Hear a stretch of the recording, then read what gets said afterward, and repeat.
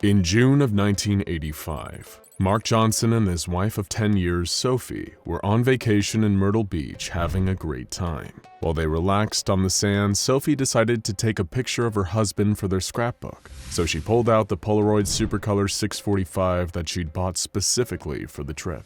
She pressed the button, waiting for the picture to print, pulled it out, and shook it. What she expected to see was a shot of Mark lying on his beach towel. What she got was a picture of her husband in the arms of his secretary. They say that a picture speaks 1,000 words, but this particular camera takes pictures that are worth even more than that. When developed, the pictures taken with this normal-looking Polaroid camera reveal the innermost desires of the person being photographed. Welcome to the story of SCP-978. The Desire Camera. The main reason the Foundation keeps SCP-978 under wraps is due to its use as an easy form of blackmail. All anyone with access to the camera would have to do is snap a few covert photos, and they'd have instant dirt on the world's most powerful people. To further stop this camera from falling into the wrong hands, the Containment guidelines strictly forbid the use of the camera for anything other than simple documentation, and all uses of it must be thoroughly logged and checked. So, now that you know what the camera does, it's time to look at what kinds of strange and mysterious photos it's taken. After all, who doesn't want a chance to gain insight into the minds of the Foundation's most famous and dangerous inmates? First, to serve as a control, the team took a photo of a blue office chair. No change was recorded, proving that the camera didn't work on non-anomalous inanimate objects. Some of the earliest tests of the camera were the photos that the research team took of each other. One by one, the doctors and their assistants were photographed in neutral poses, smiling as if for a completely normal photo. Then they waited while the photos developed like normal Polaroids. Most of the research team had minimal changes in their photos. One was shown slouched in his chair drinking from a flask. One was shown in her civilian clothes, getting ready to go home from work. One doctor was in the exact same pose, but with a different colored tie on. The last assistant photographed, however, had their picture come out wildly different than how they were posed. Their desire revealed by the camera was so shocking that it had to be redacted, and the assistant was placed on temporary psychiatric leave. Following this first successful test, the doctor in charge of the project ordered a second round of tests to be conducted, this time on a series of D-Class personnel. A picture of one D-Class, who was photographed while eating in the cafeteria, showed up as scuba diving on vacation with his wife and child. He was allowed to keep the picture afterwards. Another had a similar result. He was photographed in a neutral pose like the members of the research team had been, and when the picture developed, the D-Class was seen holding a smiling baby, whom he identified as his 1-year-old daughter. After that, the results of the SCP-978 test started to get a little, well, weird. A notoriously twisted D-Class known as 7294 was photographed in his cell, and when the Polaroid developed, he was in the same cell playing a cello made out of a dismembered mannequin. D-217-017 was a late-stage victim of SCP-217, a virus that turns organic matter into metal. You would assume that her innermost desire would be to be cured of her disease, but when she was photographed in her cell, the resulting Polaroid showed her completely made of metal, kneeling and praying at the base of a black obelisk. One D-Class, who had been rendered comatose and was on life support, was photographed in their hospital room. Their picture showed them as only a limp, deflated skin in their photo. The photograph of another D-Class, who had become increasingly listless and apathetic since their integration into the D-Class program, resulted in a picture that was exactly the same as they appeared in reality, except the light in their cell was slightly dimmer. Intrigued by these results, the research team wanted to see how the camera would react to SCP-148, a type of metal that blocks the psychic properties of other SCPs. A helmet was made from the material and placed on a D-Class who was given an adult magazine to read while his photo was taken. When the photo was developed, it was extremely blurry. Upon close analysis, the figure of the D-Class reading the magazine could still be made out, and around him the faint images of several nude people could be seen. The research team wanted to see if the results were the same when the camera was used on animals. Photos of the lab mice and rabbits showed them eating or mating in their respective Polaroids. A zebra finch was shown escaping its cage, while a guard dog and its handler were shown playing fetch in the park. When cockroaches were photographed, there was no difference visible between the picture and reality. But the most exciting test results came when the camera was tested on other SCPs. For a few of the SCPs tested, there was no visible difference between the picture and reality. This was the case for SCP-173 the Sculpture, SCP-343 nicknamed God, SCP-014, an immortal man who is, over time, being turned into concrete, and SCP-063, the world's best toothbrush. When SCP-035, better known as the Possessive Mask, was photographed in its glass case, the picture showed an unidentified individual wearing the mask, sitting on a throne and surrounded by 3 masked corpses. The team took a picture of SCP-043, a haunted copy of the White Album that was being interrogated while on a turntable. In the picture, the album was being returned to its sleeve. They then photographed SCP-049 the Plague Doctor standing in his cell. In the picture, the Plague Doctor is hugging an unidentified small child and surrounded by instances of SCP-049-2. When they took a picture of SCP-050, a mischievous statue of a monkey reading a book, the result was predictably playful, given that SCP's history of pulling pranks. The photo that came out of the camera showed the camera itself, with another picture of itself coming out of the developing slot. Microscopic analysis revealed that this recursive photography kept going until the cameras in the pictures of the other cameras were too small to see. The team next photographed SCP-053, the young girl, and the photo was taken as the young girl was drawing with crayons in her cell. In the picture, she was riding through a sunny field on the back of her friend SCP-682. SCP-053 and SCP-682 were even wearing matching bows, dresses, and pink nail polish. When they took a picture of SCP-096, the Shy Guy though, the picture showed SCP-096's cell with nothing in it. SCP-085, the living 2D sketch known as Cassie, was photographed tinkering with a drawn car.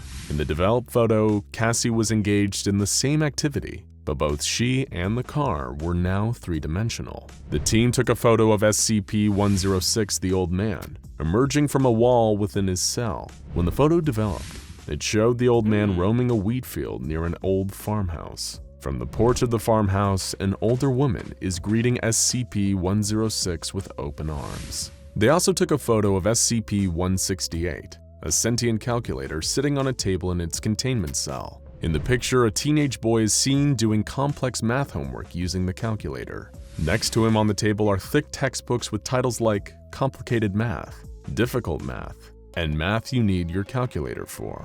The photo of SCP-261, a vending machine that dispenses snack products from alternate universes, showed the SCP in its usual hallway, almost completely buried in coins. SCP-507, an otherwise normal man who unwillingly teleports between dimensions, was photographed while eating in the cafeteria. The developed picture showed him dressed as a Foundation researcher talking to other researchers. When SCP-682 was photographed, floating in its containment tank, the resulting picture showed the SCP surrounded by the corpses of all of the Foundation staff and mauling the person who had taken the photo.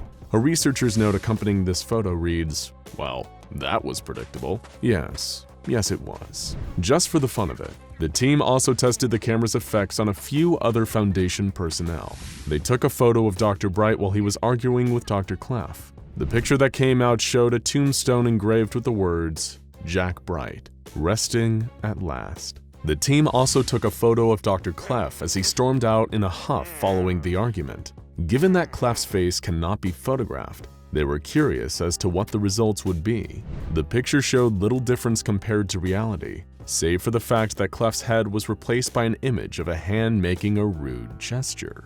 Upon closer examination of the photo, the team also realized that there was a young girl in the background who, strangely, had cloven hooves instead of feet. a young SCP-166 perhaps. The team then took a photo of Dr. Fisher holding his pet hamster. Contrary to expectations, the picture revealed not Dr. Fisher's desires, but the hamster's, showing the hamster sleeping peacefully in its cage, with Dr. Fisher nowhere to be seen.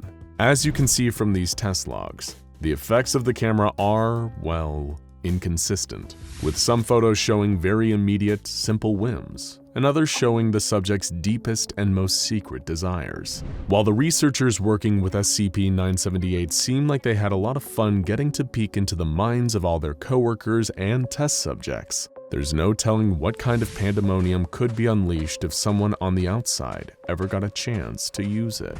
Thankfully, the camera, which has been classified as safe for obvious reasons, is kept securely in security locker HJ12 at Site-17, which means none of us have to worry about our own pictures taken by the Desire camera leaking out. But if someone did get the camera out and took your picture, what do you think they'd see? It was the year 2000. And 7-year-old Xenia Chao was like a lot of children her age, bright but ignored. She had a youthful enthusiasm for knowledge and learning, and with the right encouragement, it was obvious she'd go on to do great things. But her parents were both working 2 jobs apiece to make ends meet, so outside of school hours, little Xenia spent a lot of her time alone. She learned to cook and clean for herself, since it would often be way past her bedtime when her parents finally got home from work. They communicated largely through sticky notes left for her on the fridge before they left for work in the morning. It would be easy for someone like Xenia to fall through the cracks, her potential wasted, and get forced into the same endless rat race as her parents. And that probably would have happened if her brush with SCP-5094 hadn't changed the course of her life forever. Like a lot of parents who couldn't spend as much time with their children as they'd like, Mr. and Mrs. Chao gave Xenia occasional gifts as a way to try and make up for their absence. Mostly, they gave Xenia new books to add to her growing collection, but their 2-bedroom apartment only had so much space for books. A year ago, the family had bought a new desktop computer to share. These days, this would be the answer to a lonely bookworm's prayers, but the internet was still in its infancy back then. Everything changed when her parents bought her a copy of the Miss J's Whiz Kid Schoolhouse CD-ROM. Miss J's Whiz Kid Schoolhouse was never a popular program. Produced by Shoot the Moon Software in 1999, the game sold poorly on the CD-ROM market for 5 years until the company filed for bankruptcy in 2004. But that didn't matter to Xenia. As far as she was concerned, receiving a copy of Miss J's Whiz Kid Schoolhouse was nothing short of a miracle, and she was far more right than she knew. She didn't have just any piece of primitive educational software on her hands. Xenia Chao was playing with magic. After the software loaded, a cheerful figure appeared on Xenia's monitor. This was Miss J, a stylized 2D teacher in a low-res but colorful 3D classroom. What can you learn from Miss J? Well, pretty much anything. And Xenia, as a lonely kid without many friends, had all the time in the world. She spent days on end learning from Miss J, and soon Xenia went from a bright child to a bona fide child genius. Her largely absent parents barely even noticed when their child started demonstrating an advanced knowledge of mechanical engineering and a newfound fluency in Swahili. And not only did Miss J, now known to Xenia as Miss Joyce, teach her students with supernatural effectiveness, she also seemed almost like she was alive. She was a warm, calm, encouraging figure who took a genuine, personal enthusiasm in the education and happiness of her students, more than many real teachers even.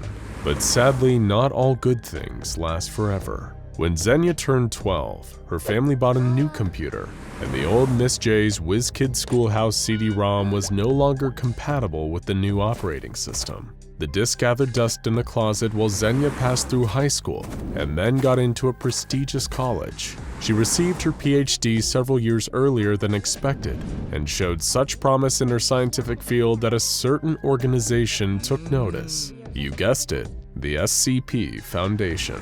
The Foundation is only interested in adding the best and brightest to their ranks, and thanks to the tutoring from Miss J, Xenia Chao certainly fit the bill. She was assigned to the role of junior researcher, and little did she know, she was about to run into an old friend in her new line of work. The Foundation first discovered evidence of Miss J's anomalous qualities while researching a series of strange forum posts in 2012. On a thread discussing abandonware, which is software for which official support is no longer available, there were multiple reports of a so-called living character in an old CD-ROM many of them had owned as children. Seeing as the technology to use the CD-ROM was obsolete, Shoot the Moons had reportedly extremely low sales for the title, and nobody on the forum had kept their copy, the Foundation classified this apparent anomaly as neutralized.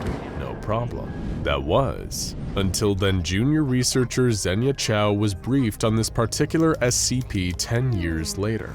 She remembered exactly what the forum posters were talking about, and what's more, she still had her old copy at home. The senior Foundation researchers were astounded. An opportunity to study this forgotten anomaly had just fallen into their laps, and it was all thanks to their brilliant new junior researcher. Xenia's superiors ordered her to bring in her copy of the Miss J's WizKids Schoolhouse CD-ROM, and then real testing began. And after rigorous examination of the software, it appears by all accounts that Miss J really is the world's greatest teacher, in spite of the fact she's a collection of pixels on a basic CD-ROM program from the tail end of the 90s. What Miss J seemed to specialize in was intensive courses. She had the ability to make students certifiable experts in almost any subject through courses that can last upwards of 30 hours and spread out over just a few days. But this isn't as students become so enraptured in learning that they forget accounting for their most basic needs and experience a decline in process story. Miss J's lesson plans account for regular bathroom, meal, and even recreation breaks for students. Her talents easily account for Xenia Chow's remarkable academic success, the same success that got her picked up by the SCP Foundation. Naturally, if they had a technology on their hands that could reliably create experts and geniuses with seemingly no negative consequences, the Foundation knew that Miss J and what she had to teach could be immensely valuable in their mission to effectively secure, contain, and protect other anomalies. But we're not talking about the Chaos Insurgency here. The Foundation would never start to use an anomaly for their own benefit without proper testing. So that's exactly what they did. Their experiments on SCP-5094 began at Site 15, and after ascertaining that Miss J posed no real threat to her students, they recruited a local elementary school to provide human test subjects closer to Miss J's intended demographic. The Foundation found that there were a few constraints between every lesson given by Miss J to one of her students. Before teaching the really mind-blowingly complex stuff, she would always begin with a basic primer on letters, colors, and numbers to make sure she and her students were all on the same page. Another constant was that all her students would refer to her as some variation of Miss J, with examples including the names Miss Julie, Miss Jenny, and Miss Joy. One experiment was performed on Amy Myers, a little girl from the 3rd grade. Her academic records showed she was a bright and eager student, but she was described by her teachers as being especially shy. Amy referred to Miss J as Miss Janie and asked to be given a lesson on her favorite animal, cats. Of course, Miss J gladly obliged and gave Amy a 15-hour lesson split over the course of 2 days, which the Foundation closely observed. By the time the lesson was completed, the results were truly astonishing. Amy demonstrated knowledge of feline behavior, diet, and physiology on the level of professional animal behavioral scientists. She became upset when the session ended and the program was switched off. Having become attached to Miss J, no further anomalous effects were reported. The next subject was a student from the 2nd grade named Devon Williams. Devon had a poor academic record and behavioral issues stemming from several learning disabilities. In the past, teachers had reported Devon having real difficulty engaging with their lessons, and the Foundation wanted to see if Miss J's supernatural teaching abilities fared any better. Devon chose to be educated on the subject of trains, and was given a 15-hour course on the subject spread over 2 days. Devon had no difficulty engaging with these lessons, and after their conclusion, he displayed a level of knowledge on railway engineering comparable to a graduate-level education on the subject. Devon was so engaged in his lessons that he had to be physically removed from the room once the course had completed because he'd become so attached to his new teacher. The Foundation was feeling extremely optimistic about the prospect of using Miss J to train potential recruits, seeming as she seemed to be able to teach even the most difficult juvenile subjects. However, the Foundation needed to prove that Miss J could be just as effective teaching adults. For the next test, they recruited D14417, a 24-year-old member of D-Class personnel who described himself as a poor student and tested poorly on pre-screening attentiveness and focus evaluations. He was the perfect candidate for the first adult test of Miss J. To the delight of the Foundation higher-ups, D14417 excelled. Miss J made him a verifiable expert in law, and he was able to pass a mock bar exam with a grade of 310 after his course. Much like the children, he felt intense sadness once the experiment ended, stating that Miss J was the best teacher he had ever had. He's since been selectively anesthetized, released, and is pursuing a degree in criminal law with his new knowledge. Needless to say, the Foundation was impressed. The last thing they needed to know was who exactly this Miss J truly was. To do this, they'd conduct an interview, and thankfully, they already had someone who had a pre-established rapport with the subject, Xenia Chow.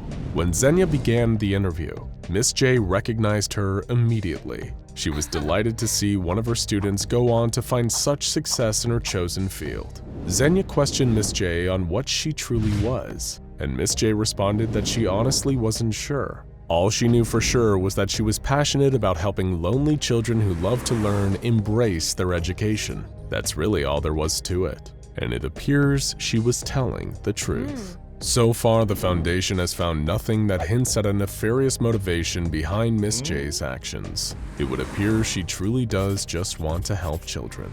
Xenia, touched by the kindness that this safe class anomaly showed her as a neglected child, and having now seen the positive impact that she had on children like her, thanked Miss J for all she'd done and left the interview happy that there was an SCP out there who just wanted to change people's lives for the better. And probably all of us would be a little better off if there were more. After all, this was one of the few SCPs who changed a few good people's lives for the better. And all of us can probably learn something from the kindness and patience of Miss J. Dr. Lola Bergman was an accomplished senior researcher for the SCP Foundation. Her years of hard work studying anomalies and dedication to the Foundation had earned her a Level 3 security clearance, allowing her to access a bevy of secret information across the Foundation's vast network. As a researcher and a scientist, Dr. Bergman was the naturally inquisitive type.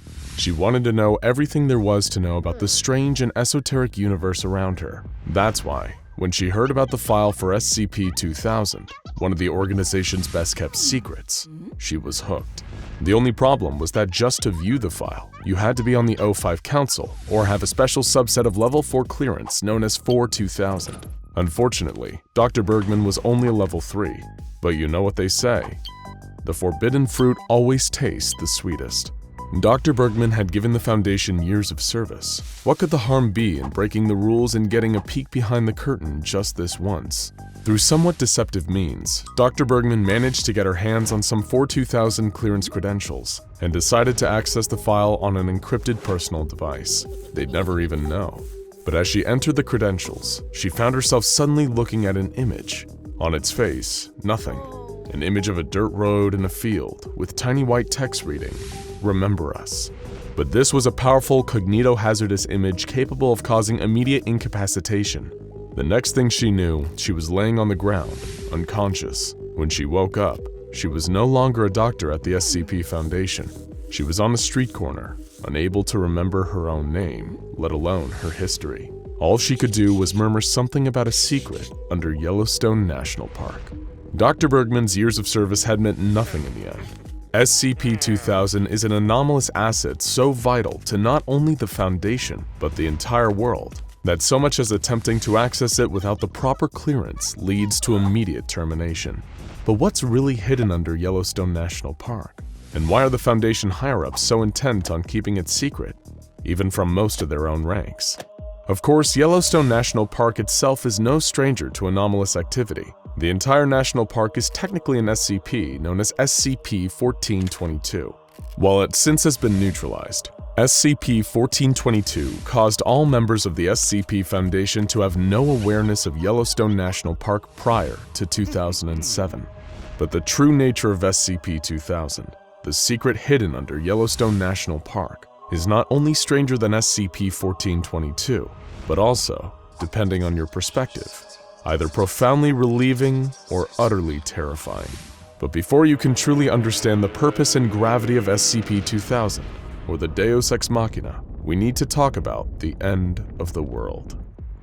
In Foundation parlance, K-Class scenarios are events which have drastic implications on the state of society, normality, or even life. The most dangerous and feared of all of these are XK-Class scenarios, which are, for all intents and purposes, the apocalypse.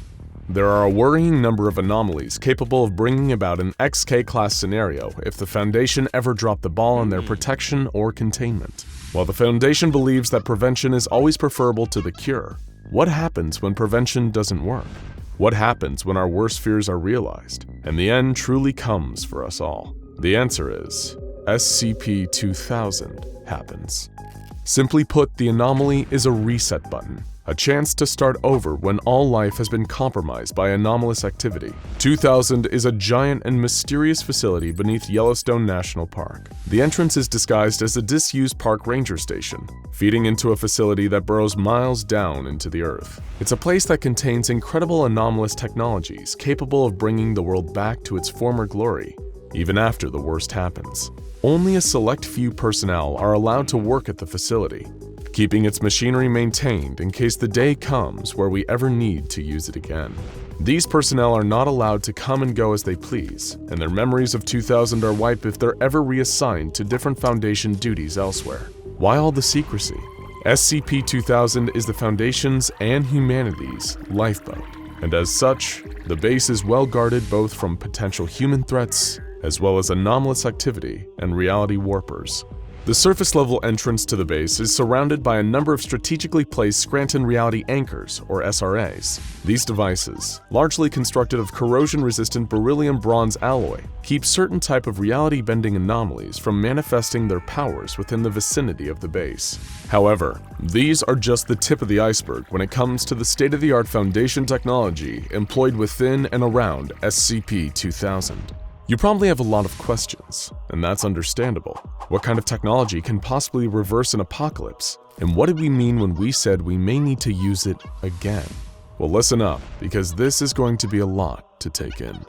SCP-2000 is powered by a liquid fluoride thorium reactor, stabilized by 5 Xiank Anastasicos constant temporal sinks, and hosts to the most miraculous technology of all. 500,000 bright Zartione hominoid replicators. Utilizing geothermal energy from the volcanic activity in the area, the base could potentially remain operational forever if Foundation staff kept up with maintenance. The grand majority of the space in this huge subterranean facility is taken up by building materials, construction equipment, factory machinery, agricultural equipment, and computer database storage. Why?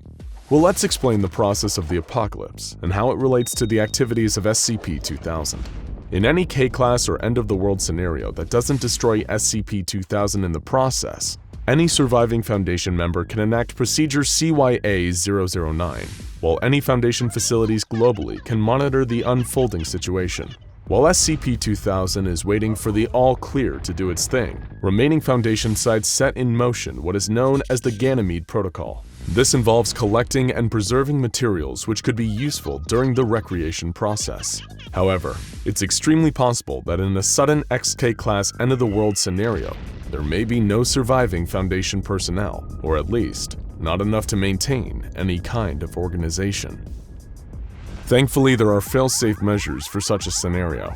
During the periods of extended inaction caused by an apocalypse that destroys most human life, SCP-2000 will gradually, autonomously, relax its security measures. Any personnel, regardless of clearance, will be able to activate the next stage of the process when this occurs. If such a thing doesn't happen for an extended period, the security measures lapse further, to the point that even the presence of an animal could activate it. This would set into motion Procedure Lazarus 01, humanity's last hope for survival. That's where the 500,000 bright Zartion hominoid replicators, or BZHRs, come in. These incredible pieces of anomalous technology are capable of perfectly cloning the entire human race from any given period in the last 20 years, even down to their ages and memories, thanks to Class G hallucinogens and developmental hypnotherapy. With a warm-up period of 5 days, these machines are capable of creating 100,000 viable, non-anomalous humans per day. The facility keeps records of all known human alleles, and is capable of recreating any lost human genomes or generating as many new and unique genomes as necessary to repopulate human civilization.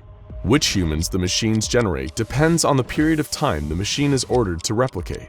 It will first reproduce prominent cultural and political figures, as well as the acting top brass of the SCP Foundation to coordinate the recreation effort, of course. The machine will then recreate, well, everyone else. You're probably wondering, if the world outside SCP-2000 has been destroyed, then what good is creating all these new humans if they have nothing to go back to? Thankfully, SCP-2000 has a contingency for rebuilding both the infrastructure of civilization as well as society itself.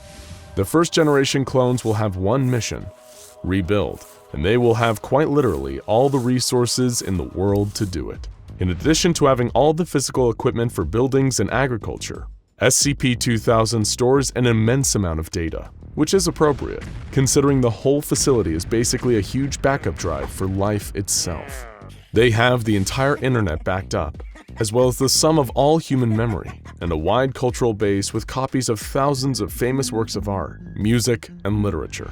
They have all the scattered jigsaw pieces of the time that came before, and it's their job to put the whole thing back together. It's expected that many of the first generation of clones will die in this process, but that's fine.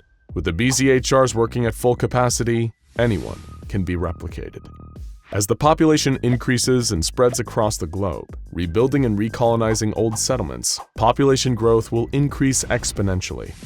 Once society returns to some kind of normal, decades after the activation of Procedure Lazarus 01, it becomes the Foundation's task to restore the psychological and historical status quo. Administrators will falsify dendrochronological, astronomical, and radiometric dating records to make it seem as though history never paused. They'll then employ amnestic agent NUE-5 en masse to erase and reconstruct the memories of the entire human population up until the chosen time prior to the end of the world. As far as civilization knows, nothing ever happened. History never stopped, and life goes on. It may seem comforting at first to know that the ultimate contingency is out there. Even if there's a containment breach of astronomical proportions and the world as we know it ends, there's still a way out. It means that there's hope, even in the bleakest situations. But of course, there are always caveats. After all, if a deal seems too good to be true, it's safe to assume it probably is. Whether any of this works is dependent on two factors. The first is that no anomalies or human insurgents infiltrate the SCP-2000 facility and destroy the equipment within. It's for this reason that discussion of the facility is so restrictive. If ever a powerful reality warper discovered and gained access to the facility, we would lose our lifeboat. The second factor is the overall integrity of the machines. After all, without proper maintenance, it's not hard for the technology to malfunction, often to truly horrifying results. The failure of some SRA and X-Ax components is believed to have caused erroneous BZHR activity, resulting in the production of 10 million humanoid entities with internal biology wildly inconsistent with humanity. These beings remained unconscious for 5 weeks before dying. In the event of an XK-class end-of-the-world scenario, well-maintained machines can reproduce the human race, but all it'd take is one little malfunction to release 10 million mutants who are effectively dead on arrival. Even with SCP-2000 in our back pocket, the fate of the world still lives on a knife's edge, but in a way that's not even the most frightening part of the existence of SCP-2000. Seeing as the machine can perfectly reproduce reality without leaving a trace behind, it raises the question, how many times has this happened? You may be surprised, but the Foundation can confirm this occurred at least twice in recorded history. But can you ever really be sure of how many times your clone has crawled out of the BZHR? We received a disturbing clue to the reality of the situation when human remains were discovered on site at SCP-2000. All tests indicate that the remains are between 450 and 700 years old, and have been matched to the very much alive Dr. Alto Clef, who has no knowledge of how these remains came to be there. The only other thing found within the remains was a note, hermetically sealed in a plastic document sleeve. The note read, "Why did we have to build this thing? When did we do it? How long have we been doing it? Do we even know?" And the answer? No, we don't. And for everyone's peace of mind, it's probably best to just forget about it, if you can. Down in the depths of Facility 23, a group of scientists stand before a massive rumbling piece of machinery. They all hold their breath as the gigantic mechanism suddenly stops. It's eerily quiet for a moment before a door slides open. The scientists crane their necks to see inside, to see what the result of their great experiment was. These were some of the greatest minds in the SCP Foundation, but nothing could prepare them for what they had created.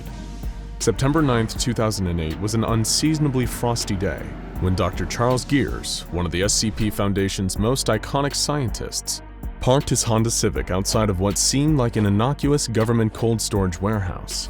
He sipped his coffee and surveyed the building, which he, along with about 100 others in total, knew to be Site 19, Facility 23. Why was Dr. Gears, former director of all Euclid-level containment at Site 19, here today? Because official testing was about to begin on SCP-914. The Foundation had acquired the machine now known as SCP-914 some time ago, but only after its recent reclassification to 914 had it been relocated to Facility 23. It must have been important because the entirety of the facility was being repurposed for SCP-914 research. They were dealing with an immensely complicated piece of anomalous technology here, and the same question was on everybody's lips. What exactly does this thing do? Dr. Arthur Hackett, the facility director, had requested the cold, clinical assistance of Dr. Gears in providing the answer. Once he'd finished his morning coffee, Dr. Gears headed inside. The facility's security chief, Agent Alan Sedna, had been beefing up security at the building, and at least 2 mobile task force units were already on call in case anything happened. The first day of official testing is always a crapshoot. You might get a nice drink out of it, like with SCP-294, or you may get an XK-class end-of-the-world scenario. You never really know. All Dr. Gears knew, as he walked up the granite steps to the main entrance, was that he was already feeling exhausted. When you've dealt with anomalous objects and entities for decades on end, the sense of wonder and mystery begins to wear off, only to be replaced with a kind of tedium any office worker knows all too well. Everyone knew that Dr. Gears was devoted to the job, perhaps more than anyone else, but he approached the job with an emotionless effect. You wouldn't know from looking at him if he was thinking about the deadly anomalous creature in the next room, or what he was going to have for lunch that day. The doctor passed through security and was briefed in the break room by Dr. Lucius Veritas, Director of Research at Site 19. He explained that the machine seemed to work in the absence of any power source. Its mechanical structure is similar to machinery from the Industrial Revolution, but it's exceedingly complex for something constructed in that time. Foundation analyses into the structure of the 914 machine have shown it to have as many as 8 million moving parts, and that might even be an incomplete estimate. Dr. Gears wore his trademark blank face as he listened, solemnly nodded, and asked to be shown the anomaly.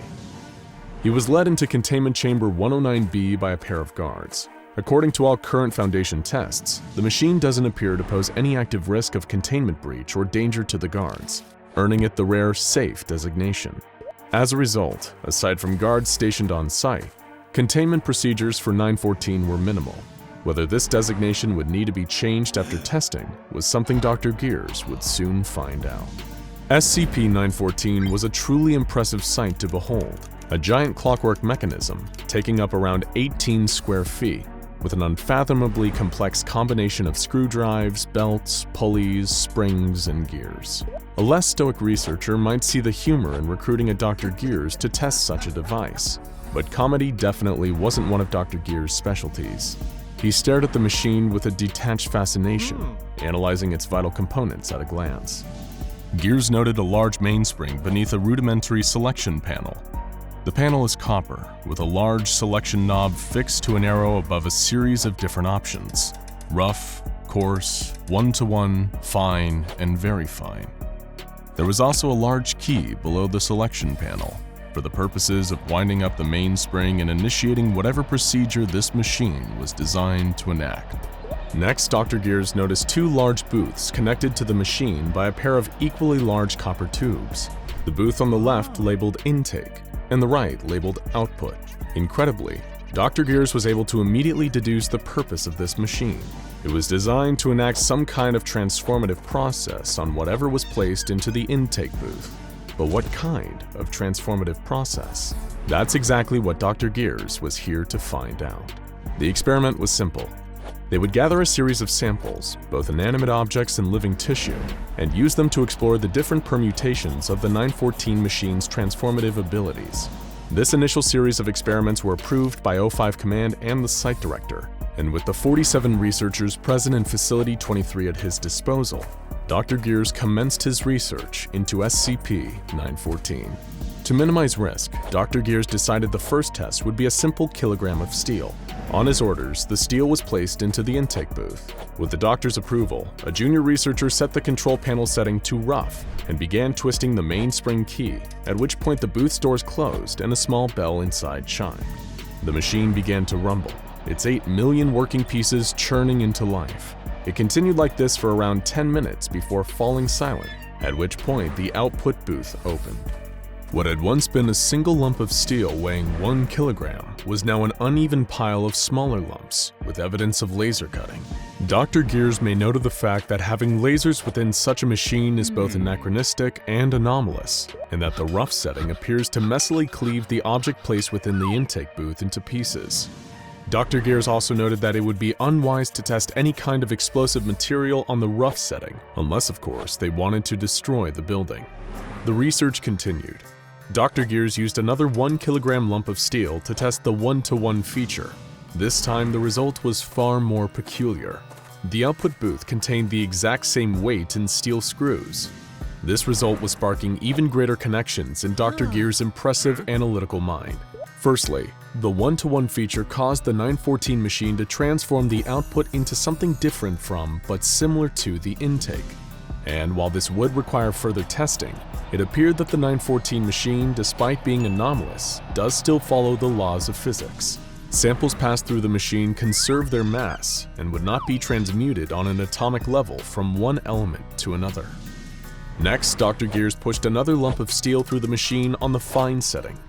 The result this time was a kilogram of steel carpet tacks. From this, Dr. Gears was able to ascertain that the fine feature improves the samples placed within the intake booth somewhat. However, things got even stranger when Gears performed the same experiment on the very fine setting. The output booth provided several unknown gases and a lump of unknown metal with anomalous qualities. Namely, it was resistant to heat up to 50,000 degrees, impossible to bend or break with any force, and was a perfect conductor of electricity. Dr. Gears suddenly realized his task here may be more interesting than he'd initially imagined. Was that a bit of a smile on his face that one researcher spotted? Surely not. This was the famous unflappable Dr. Gears, after all. The doctor decided to take it up a notch and began to test more complex items in the 914 machine. He removed his own wristwatch and placed it into the input booth before setting the machine to course and letting her rip. Literally, in this case. When the output booth was opened, the watch had been painstakingly disassembled into its component parts, with no damage to said parts. Dr. Gears noted the coarse feature as a more mild version of the rough, in the sense that it was able to take an object apart without any kind of fundamental damage. He also made note of the fact he'd need to get himself a new watch. Dr. Gears then asked one of the researchers to surrender their cell phone for testing. While none were excited at the prospect of their phone getting eviscerated by a clockwork behemoth, one of the researchers eventually surrendered their BlackBerry Curve to the doctor. He placed it into the intake booth on the 1-to-1 setting, and 10 minutes later, the output booth released a brand new Apple iPhone. Sadly for the researcher who donated his BlackBerry, he wasn't allowed to keep the new device. Naturally, Dr. Gears was interested in trying out the anomalous, very fine setting on a more complex object. Seeing as no other researchers were eager to hand over their personal effects, he took a Colt Python revolver from a member of security and ran that through the machine on very fine. The result was an extremely powerful energy weapon containing gamma radiation, which fired a beam capable of disintegrating anything in its path. While the weapon's power was immense, it was also too dangerous and unstable to be added to the Foundation's armory for general use. Having collected a wealth of data from more complex objects, Dr. Gears was eager to move to the next stage: live test subjects. While his fellow researchers had some reservations, the experiments pushed on, beginning with mice. A single white mouse was put into the intake booth on the 1-to-1 setting, and the machine was activated. The result 5 minutes later was an almost identical creature, save for the fact that it now had brown fur. Encouraged by the fact that the mouse survived the refinery process, Dr. Gears next applied for the use of 2 chimps in his SCP-914 experiments. The first chimp was run through the machine on the fine setting. The result was a chimp of human-level intelligence, who has since begun working for the Foundation under the alias Dr. Bobo, and the data from this test has been expunged from the official reports to protect Dr. Bobo's privacy. The second primate test, this time on Ruff, was not quite as positive. The chimp was dismembered, with the mutilated corpse showing evidence of cutting from high heat and crushing. Of course, everyone knew where these tests were eventually going. Dr. Gears requested 2 members of D-Class personnel for testing. The first was a 42-year-old Caucasian male weighing 108 kilograms and standing 185 centimeters tall. Dr. Gears ran him through SCP-914 on the 1-to-1 setting, resulting in a slightly taller Hispanic man with a slightly lower body weight. He immediately became severely confused and agitated, and attempted to attack the guards present, leading to his unfortunate termination by Foundation staff. It was on the final live test that tragedy truly struck. A 28-year-old Caucasian male was run through the machine on the highly anomalous, very fine setting. The result was an utterly nightmarish creature. So horrifying that the majority of the details on its physical appearance have been expunged from the report. The creature made a sudden escape, breaching the relatively minor containment procedures intended for the inert SCP-914. This highly dangerous creature killed 8 guards, as well as 2 senior researchers upon emerging from the output booth. A special response team was dispatched to take the creature down, but that proved harder than expected. SCP-914 had massively improved upon the human original, especially when it came to its killing ability. Eventually, it was captured, but the special response team suffered injuries and memory loss as a result of the creature's anomalous powers. The creature was also severely wounded, and its blood caused corrosive damage to the plumbing in Facility 23. The creature expired from its injuries several hours later, turning into a cloud of blue ash that blinded a nearby research team. Dr. Gears would later comment that the experiments were ultimately still a success, in spite of some minor hiccups. Testing on the device continues to this day in an effort to understand the full potential of the machine. Though, for obvious reasons, biological testing on the machine has since been forbidden, without direct authorization from O5 Command. After all, if an already dangerous SCP was ever subjected to the very fine transformation setting, we could be dealing with something beyond our greatest nightmares. From gigantic, indestructible, self-regenerating reptiles to enormous tentacled telepathic organisms, it should come as no surprise that the SCP Foundation has gone head-to-head against a lot of large-scale aggressors, or LSAs, in its time. Naturally, a creature of heightened size and aggression can often prove challenging to contain, and the threat these LSAs pose is often far too big to ignore. But anyone familiar with the Foundation will tell you, they're not above using any methods necessary to keep these creatures contained. Huge vats of molecular acid, impenetrable cells, disposable D-Class personnel, even other SCPs. But what other SCPs could possibly be big enough and tough enough to handle some of the Foundation's biggest and baddest? Meet SCP-5514. Otherwise known as the Dragon Slayer. While it might sound like something out of an anime, SCP-5514 is a massive robotic mech designed to take on the worst other SCPs can throw at it. For any who are unfamiliar with the term, a mech or mecha usually refers to an upright standing machine or automaton controlled by a human pilot. What distinguishes a mech from a vehicle is their often humanoid shape, standing bipedally, and they are often hundreds of meters tall. All of this is true of SCP-5514, and in fact, given that it requires a trained member of Foundation staff to operate it, the mech itself requires very little in the way of containment. Only members of Mobile Task Force Eta-5 are trained and authorized to pilot SCP-5514. This is one of the SCP Foundation's specialized units, specifically designed to deal with the threat of large-scale aggressors, much like SCP-5514 itself.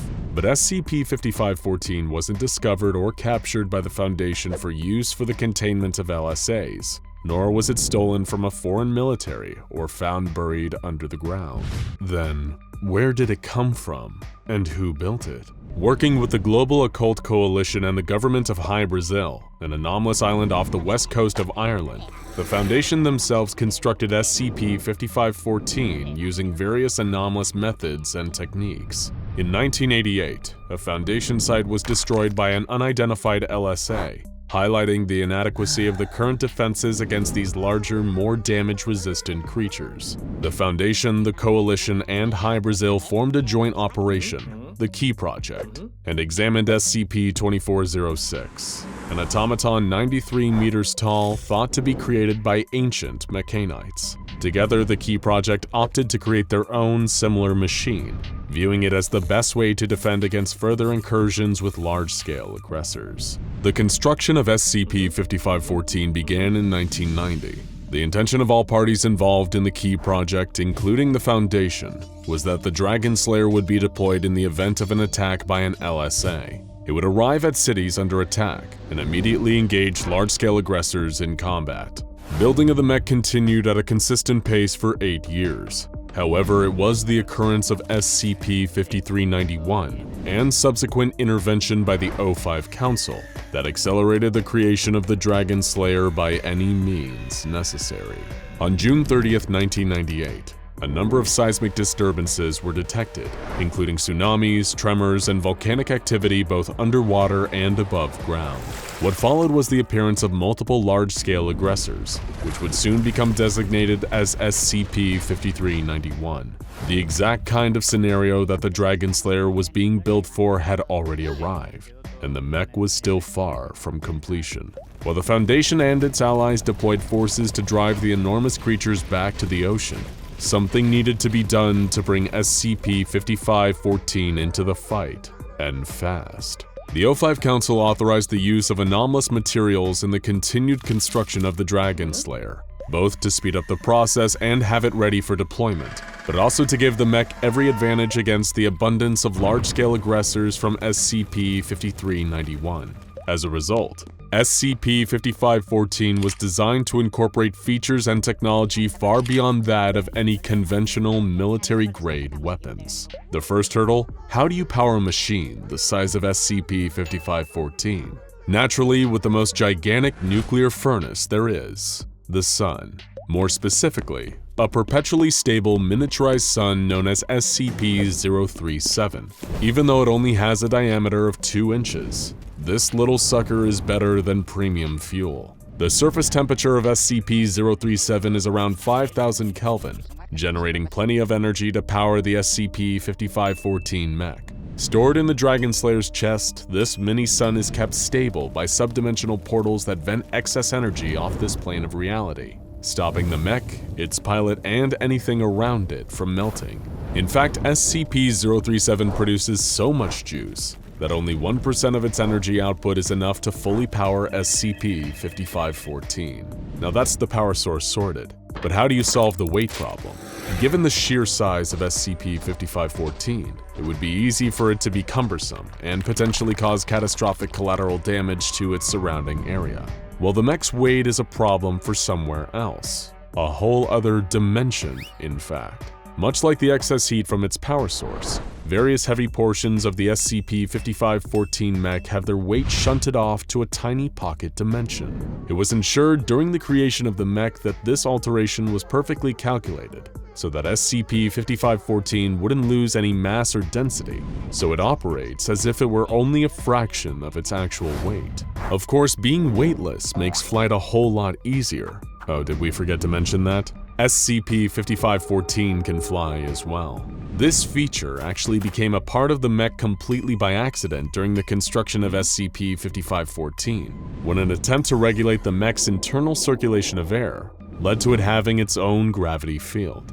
This allowed SCP-5514 to fly without the aid of any turbines or other means. While this was an unintentional mistake, no attempt has ever been made to correct for it, for fear that it could lead to SCP-5514 being grounded permanently.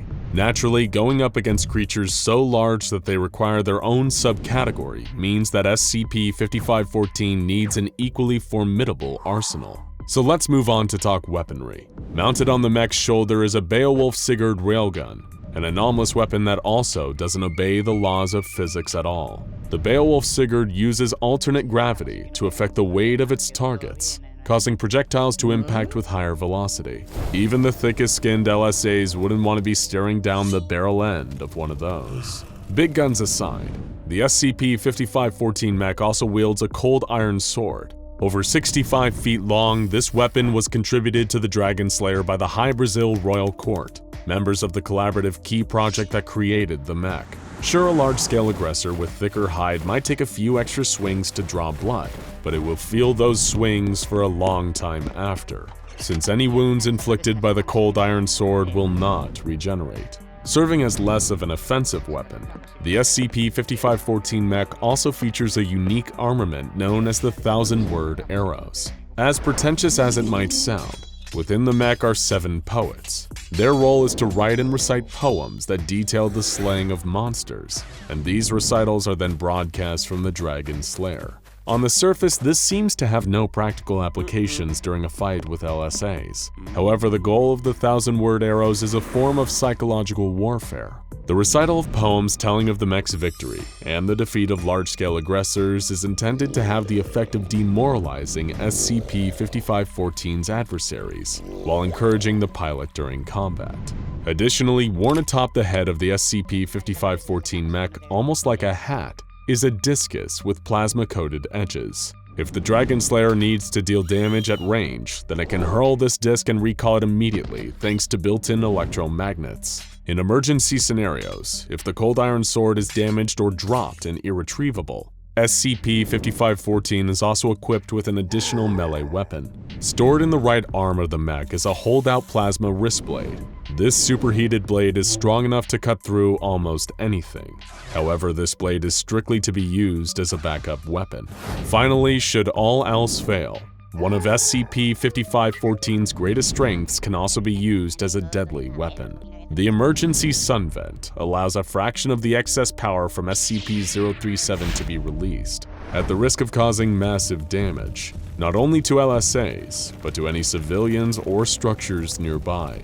It is because of the destructive risk involved that this weapon is only authorized to be used as a final resort, and luckily SCP-5514 is currently undefeated.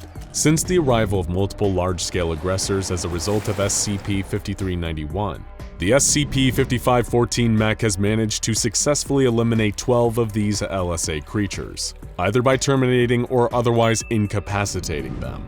Given that its completion was fast-tracked through the use of anomalous elements, SCP-5514's first combat deployments also served as field tests of the mech's operation and the various weapons and features. Arriving in Tokyo, overseen by the Foundation's own Captain Rosales and Dr. Kaori, SCP-5514's first target was a creature designated LSA Wake-02, as well as several other unidentified large creatures. As the LSA was about to attack Tokyo Harbor, SCP-5514 was dispatched, its arrival heralded by the 1,000-word arrows. "Champion, champion, exalt in the glory of the Dragon Slayer," the poets recited. Surprisingly, the poetry worked. Hearing it had a noticeable effect on LSA Wake-02, causing the creature to back away shrieking. With a single throw of the rounded, recoiling plasma, SCP-5514 immediately beheaded Wake-02, damaging a number of the other nearby LSAs as it retrieved the disc via its electromagnets. Once again, the 1,000-word arrows cheered on the mech and the pilot reciting, "The vicious beast slain, gone to those which were once bane." After dispatching several of the minor LSAs with its cold iron sword, SCP-5514 became aware that Wake 02 was not fully down for the count. A second head had protruded from the mouth of the creature's first, issuing some sort of retreat call to the remaining LSAs in Tokyo Harbor. This second head then shot towards SCP-5514, narrowly missing its leg but allowing other LSAs to close the distance and prepare an attack. Luckily, the SCP-5514 mech's sword cleaved the beast in two. The mech began firing on the remains of Wake 02 with its Beowulf Sigurd railgun, launching itself into the air and flying towards the target while bringing its cold iron sword down through the air. With a single motion, SCP-5514 brought the blade all the way down the LSA's body, from the creature's head to its caudal fin, gutting the large-scale aggressor and splitting its entire body in two. After one final squirm, both halves were finally still.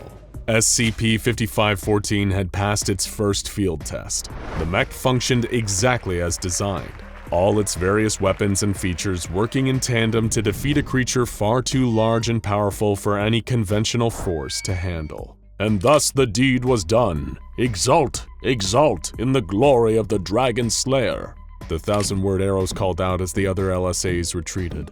One cannot help but feel cautiously optimistic about our chances of survival, knowing that the Foundation has SCP-5514 as the first line of defense against huge, monstrous beings that threaten humanity. As the situation with SCP-5391 continues, the SCP-5514 mech remains on the front line, standing between innocent human beings and the looming shapes of multiple large-scale aggressors. With creatures that pose such a large-scale threat, it certainly is lucky that disparate groups were able to put aside their differences and work together to build a large-scale mech, and because they did, now we have the Dragon Slayer on our side.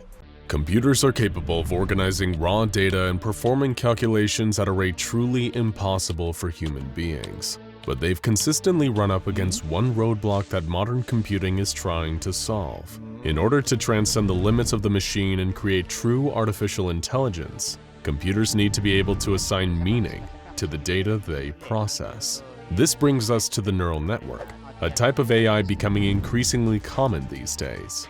Built to study mass quantities of data and notice patterns, then replicate these patterns in their own output. And it's used in everything from predictive text to image identification. And like all non-anomalous technology, it's a safe bet that the SCP Foundation has been sitting on a version that's far more effective.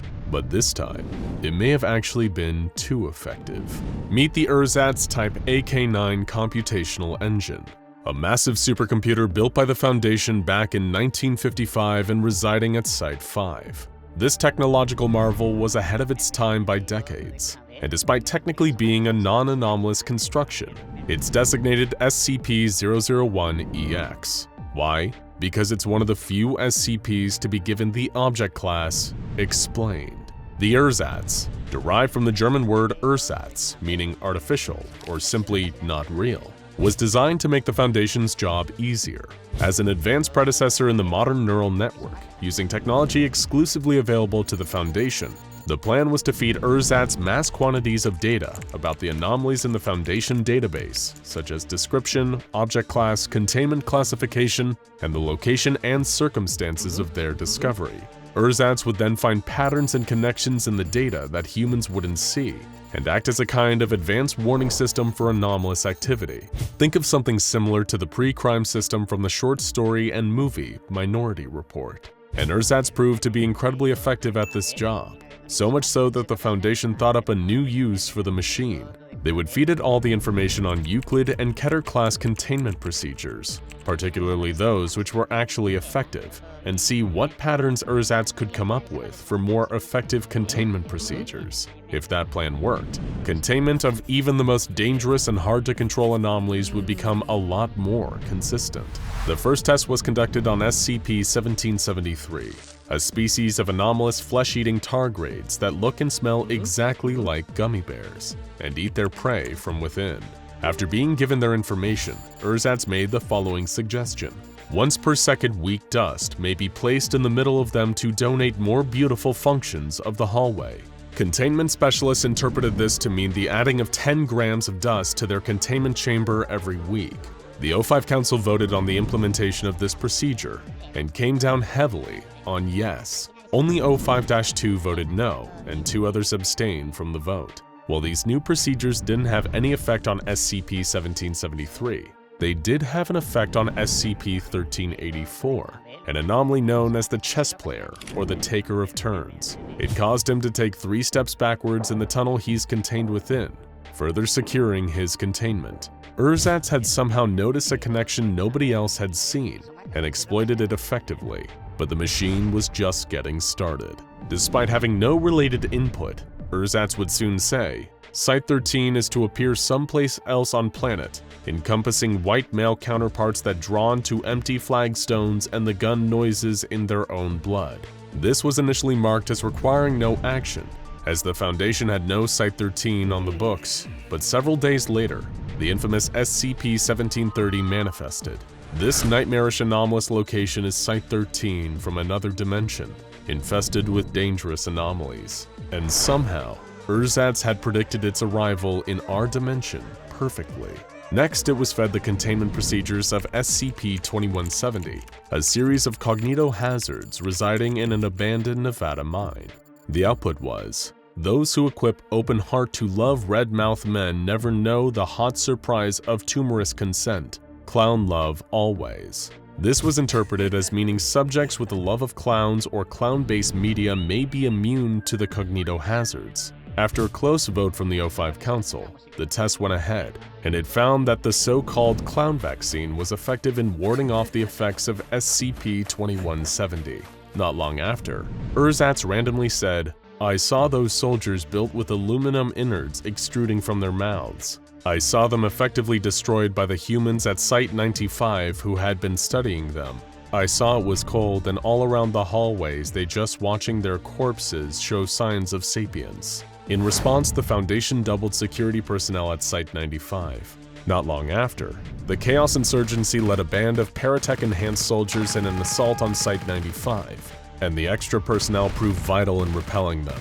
Shortly after this, the O5 Council approved wiring Ersatz as an advanced warning system into all Foundation sites. Once again, O5-2 protested, but he was overruled by his fellow council members. With its newfound power and respect, Ersatz soon said, consistent containment procedures vessels greatly increase the warranty. 5x5x5 vessels subjects within.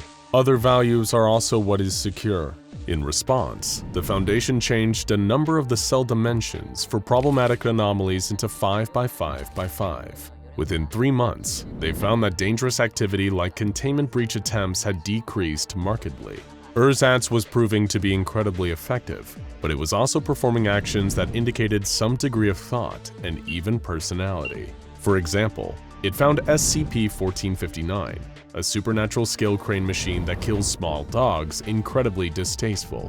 Its response to the machine was simply, "Bad boy," followed by the words, "Don't stop," repeated hundreds of times. But this eccentricity didn't stop Ersatz from being very good at its job. For example, it predicted a containment breach from SCP-3199, the avian apes, and recommended flooding their chamber to induce an inert state. Ersatz's exact words were, "All chambers underground is to be flood with water over and over itself. This because that will contain the avian apes' ovulation. They become good boys. Make them good boys immediately." This proved to be effective and prevented the breach. Ersatz's analytical abilities truly seemed second to none, though some of its methods were beginning to raise ethical concerns. For example, SCP-2717, a giant living blob of animal tissue known as a fatberg contained within a sewer system. Ersatz eventually recommended feeding 6 D-classes to the creature in order to keep it contained. While the Foundation Ethics Committee raised some concerns, the plan still went forward and proved to be a success. After this event, Ersatz began to see the Ethics Committee as a threat to its mission. It started to release a series of bizarre statements without input, demanding the violent death of the cats, then referred to as ethical felines. The true meaning of this was soon unpacked. The ethical felines were the ethics committee, and ersatz wanted them dead. But why all the cat symbolism? The Foundation soon found an answer to this too. The full name of this machine is the ersatz Type AK-9 computational engine, a machine designed to analyze and interpret all patterns. It only makes sense that it would eventually begin to analyze itself, AK-9 easily transmuted into a canine. Simply put, ersatz seemed to believe that it is a dog, which explains its opposition to felines, its hatred of SCP-1459, and its preference for the terms good boy and bad boy. Not that knowing any of this would help save the ethics committee from the cold, calculating wrath of ersatz. Through seemingly anomalous means, ersatz made Site-17 disappear, with many of the Foundation Ethics Committee still inside it. The site returned 2 hours later, but the Ethics Committee members were still gone. 05-2, who'd been a skeptic of the machine since the start, had finally had enough. He first demanded an inquiry into whether ersatz had been responsible for the Site-17 incident, and then demanded a vote on whether to shut ersatz down, arguing that it posed a threat to them all. But ersatz, still intent on its mission of containing and neutralizing all anomalies, would not go down without a fight. It released a new statement, saying, "Room 34A contains Bad Boy. Divided into 3 sections of equal mass every hour.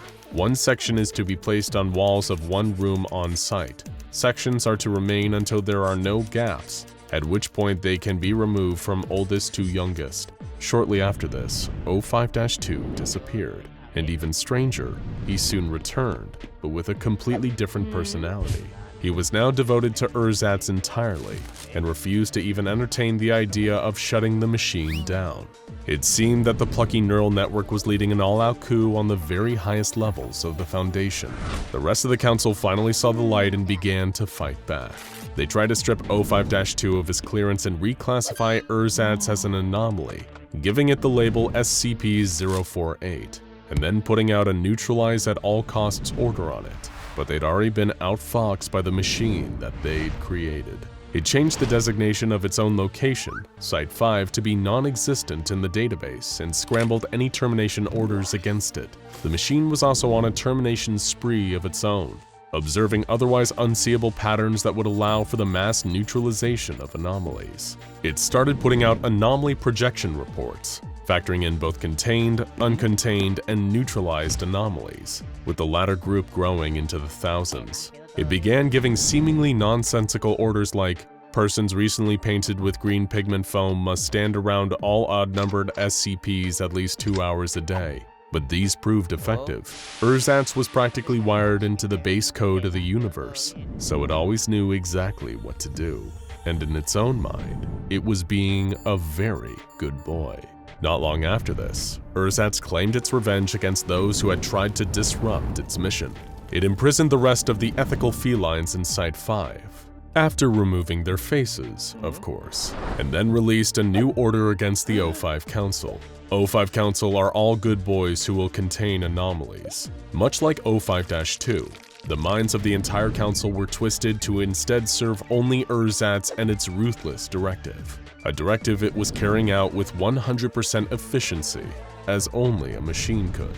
It put out increasingly strange instructions such as, SCP-106 is to come in physical contact with one mature female of Asiatic gaze and then exposed to audio recordings of her favorite stories. At every 2 minutes of exposure, red cinnamon candles will begin manifesting within the containment zone. Continue to do this successfully and the threat posed by SCP-106 will cease to be. And the recipe for Coca-Cola and all imitative competitors should be revised to include a small quantity of blood from an adolescent female with no prior sexual experience. Although the normal lifespan of a human being can feel great, don't worry about that. But these new procedures would always work, as neutralized anomalies climbed into the tens of thousands and eventually beyond the 100,000 mark. Ersatz was observing patterns on a truly universal level and making holistic tweaks that would inevitably cause levels of anomalous activity to continue dropping.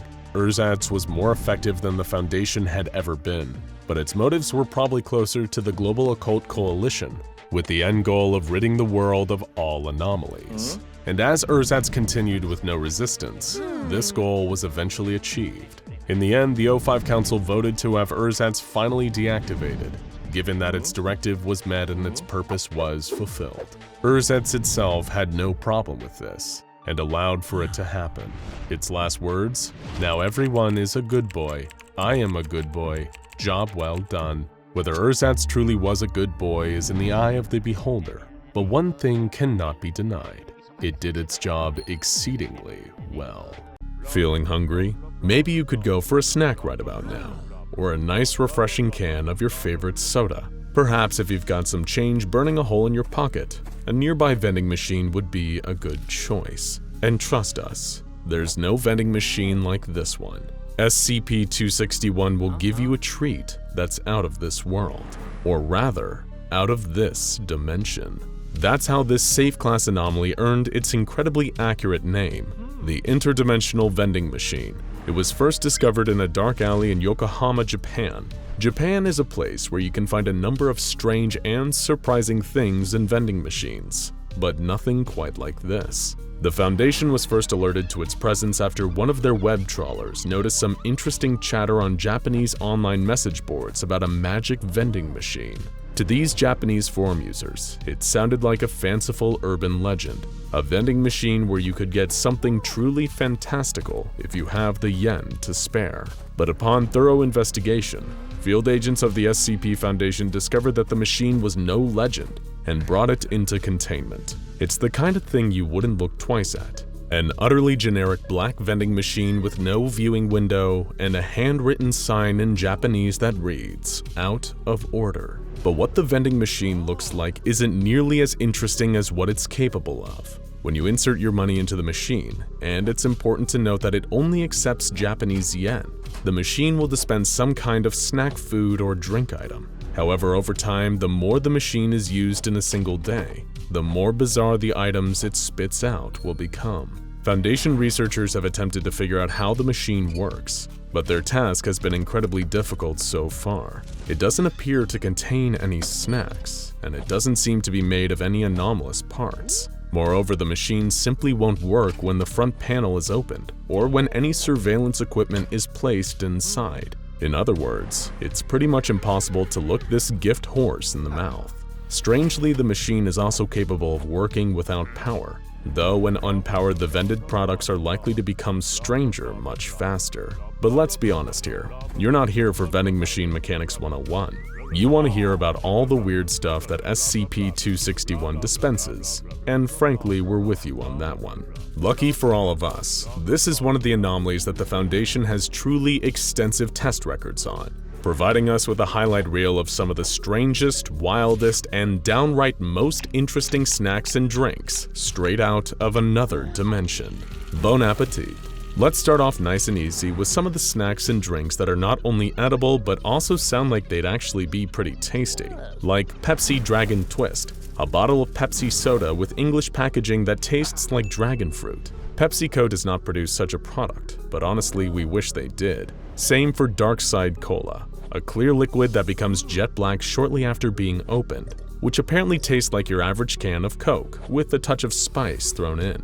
But hey, not everybody likes cola. Maybe you're a maverick, a rebel. Only a soft drink with a formal title can quench your thirst, and as such you prefer Dr. Pepper. In which case, maybe the vending machine will furnish you with an interdimensional Japanese product known as Dr. Pepper's Amusing Straw. This spatial anomaly wrapped inside a whimsical Dr. Pepper branded straw seems to contain far more liquid than should be able to fit in the straw, about 1 bottle's worth of soda to be precise. A nice and convenient solution for whenever you need to get the fix that only an accredited doctor of popology can provide. And if you fancy something from the more intoxicating end of the beverage spectrum, for 600 yen you can get yourself a rare bottle of Billy Beer. It's just the thing for those who weren't alive during the Carter administration, but still want to try brew that was endorsed by the younger brother of President Jimmy Carter. This anomalous bottle of suds, which was bottled in the 1970s according to its label, came with a note reading,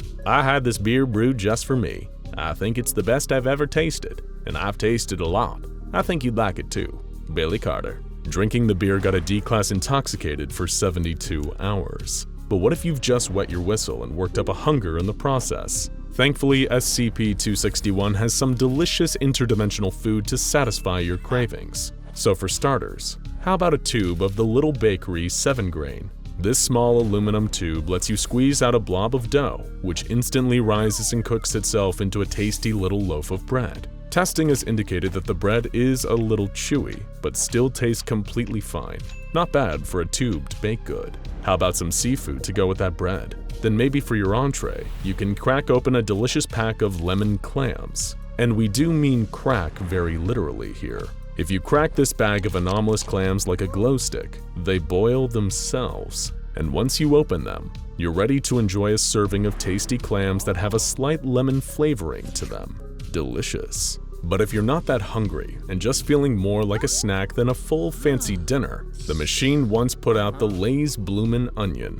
While it appears to be a normal onion, each layer of the onion is a different flavor of chip, leading all the way into the middle. Truly a gourmet snack with more layers than, well, actually exactly as many layers as an onion. And what about for those who are anomalously trapped in the year 2012 and are looking for a snack that is both tasty and meme-worthy? Well, you'd be lucky to receive a 700 yen bacon shirt. It's exactly what it says on the can, an edible shirt that both smells and tastes like bacon, and has no real side effects other than making you smell a little like bacon while you're wearing it. Though this could be a dangerous anomalous effect if you decide to walk through your local dog park while you're wearing it. We've been told it pairs well with the Meat Hat Teriyaki Fedora, a size 64 Trilby-style fedora made entirely out of teriyaki-flavored beef jerky. The object came flattened in a cardboard box bearing the tagline, "You can have your hat and eat it too," which is a pun that probably makes a lot more sense in their dimension. Still a bit hungry? Well, lucky for you, this magical vending machine has got you covered on dessert too. For 700 yen, the Foundation was given an entire edible chess set, with each of the ornate pieces carved from what seemed like hard Pez-style candy. It's less checkmate and more check-ate. Another pun that I promise is funnier in another dimension. And for 300 yen extra, you might walk away with a candy robot playset. These are more hard candy components that can be put together to create functional, anomalous mini robots that move on their own, walking aimlessly and bumping into walls. But what about the full meal craving consumer on the go? Who wants both a dinner and a dessert combined into one disgusting package? Don't worry, the interdimensional vending machine has got you covered. Just 400 yen can net you some delicious turdokochakan. These are balls of fried turkey filled with chocolate, a smaller ball of duck, more chocolate, and in the very center, a small ball of fried chicken. Even the labeling on the product describes it as having 450% of an adult human's daily recommended fat intake. We'll leave it to you to decide if this is a decadent treat worthy of the gods or utterly disgusting.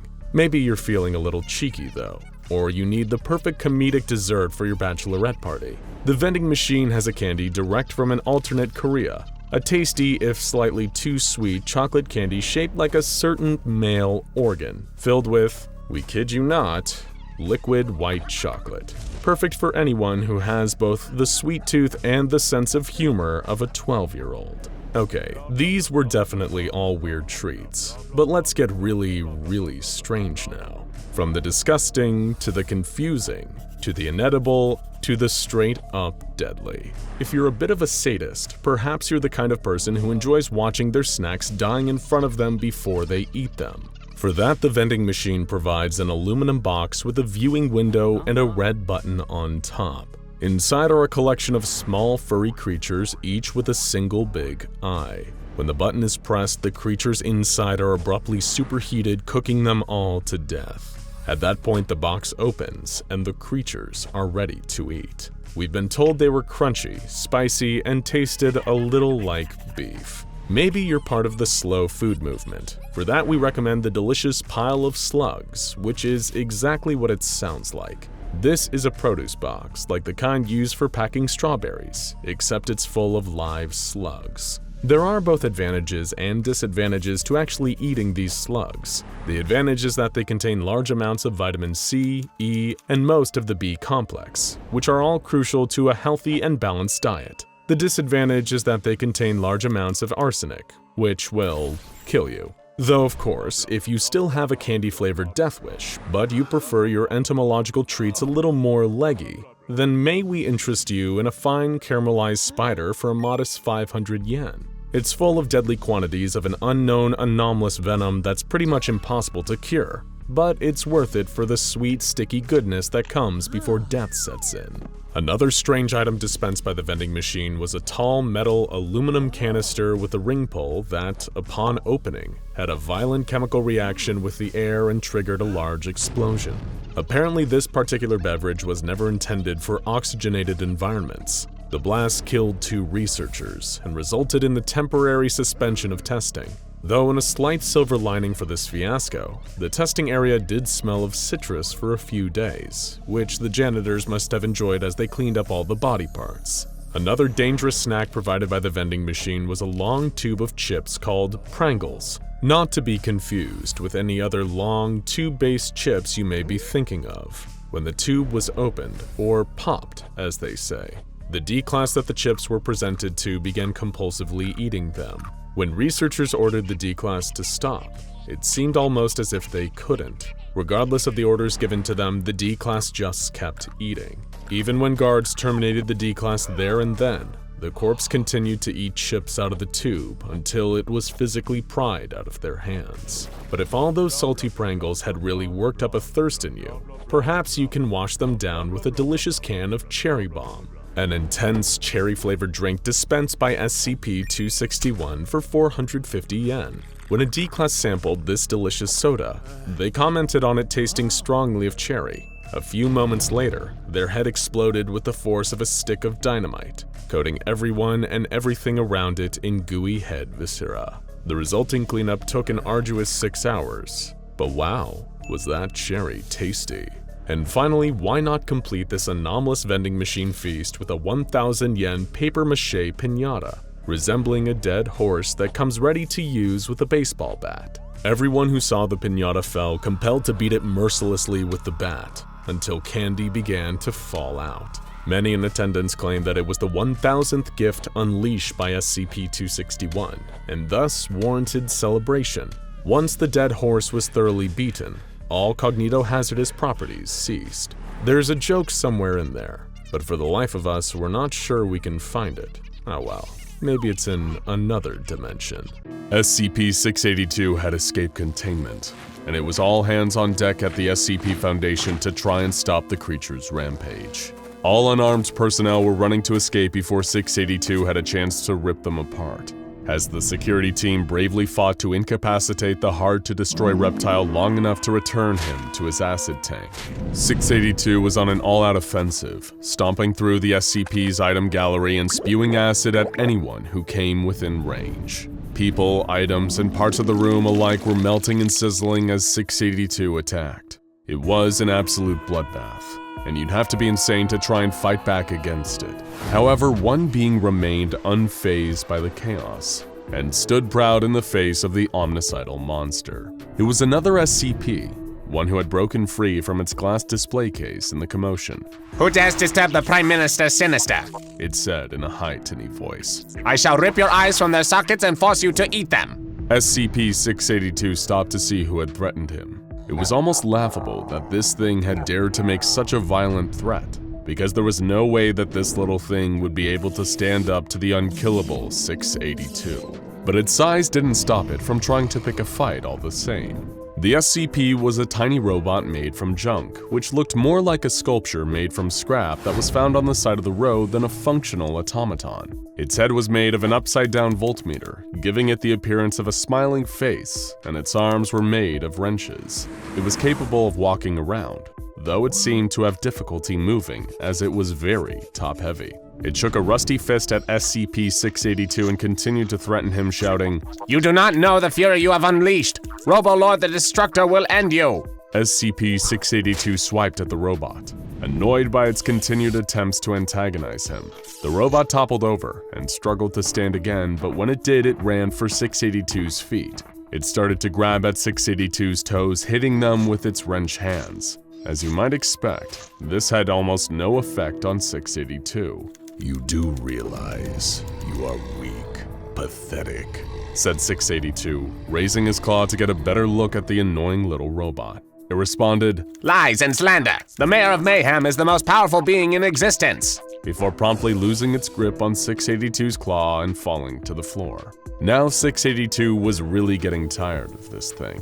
He prepared to swipe at it again, this time using his full strength, which would certainly smash the robot to pieces. But luckily for the robot, its pestering had distracted 682 just long enough for the Foundation's security to sneak up on him.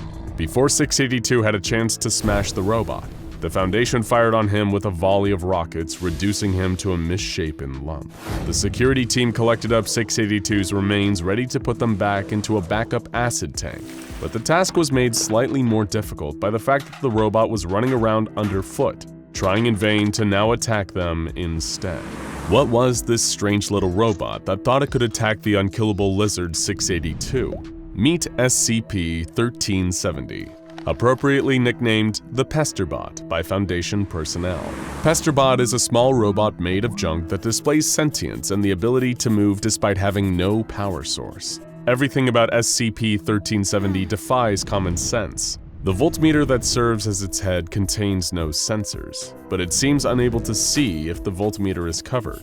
Its arms and legs are made of wrenches, and its wooden torso contains a speaker which it communicates through a tinny, monotone voice. Pesterbot lives in SCP Gallery 27, in a glass display case which is 125 centimeters tall, 50 centimeters wide, and 75 centimeters long. Level 2 personnel and higher are allowed to remove the robot from containment at their discretion, but penalties will be incurred for anyone who doesn't return it to its case. Due to its impractical top-heavy design, Pesterbot falls over frequently when it walks around. This led the Foundation to believe that he was created as an art project and was later somehow imbued with anomalous properties, rather than being made with the intent of being sentient. Pesterbot has demonstrated a high capacity for learning, having been taught how to speak in English, French, and Latin. However, the major factor hampering attempts to further test its intelligence has nothing to do with its robotic processing power. No, it's because of its poor attitude. Pesterbot's encounter with SCP-682 and the cockiness it expressed in the moment wasn't an aberration.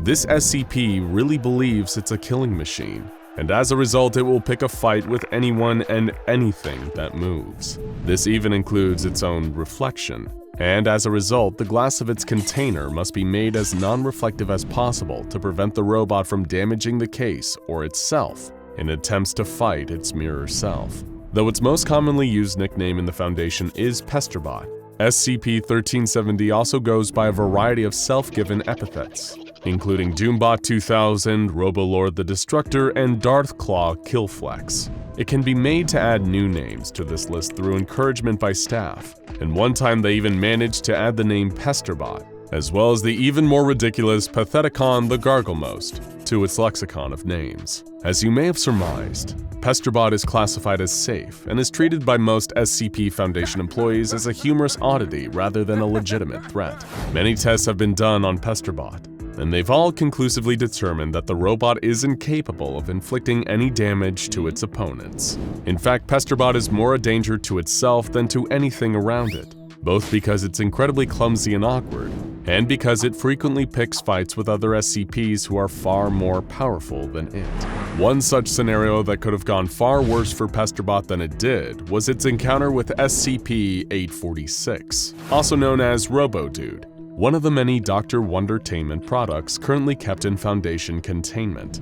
Robo-Dude is an ordinary-looking toy robot that, upon request, can produce up to 350 robo-accessories that function as real weapons. Robo-Dude can deploy everything from a rocket launcher to a flamethrower to a gun that shoots out an unknown species of insect that can chew through wood. However, Robo-Dude seems to not be sentient, and is unable to use these weapons unless asked to. That ultimately worked out in the favor of Pesterbot. During another SCP-682 escape, the two robots were brought into contact as they both had been broken out of their respective containment spaces during the brouhaha. Robo-Dude, searching for a robo-pal to play with, came upon Pesterbot, who immediately started spouting its usual overdramatic threats. I am the Crushmaster, doomed to all I survey, Pesterbot said. Gaze upon my might and weep.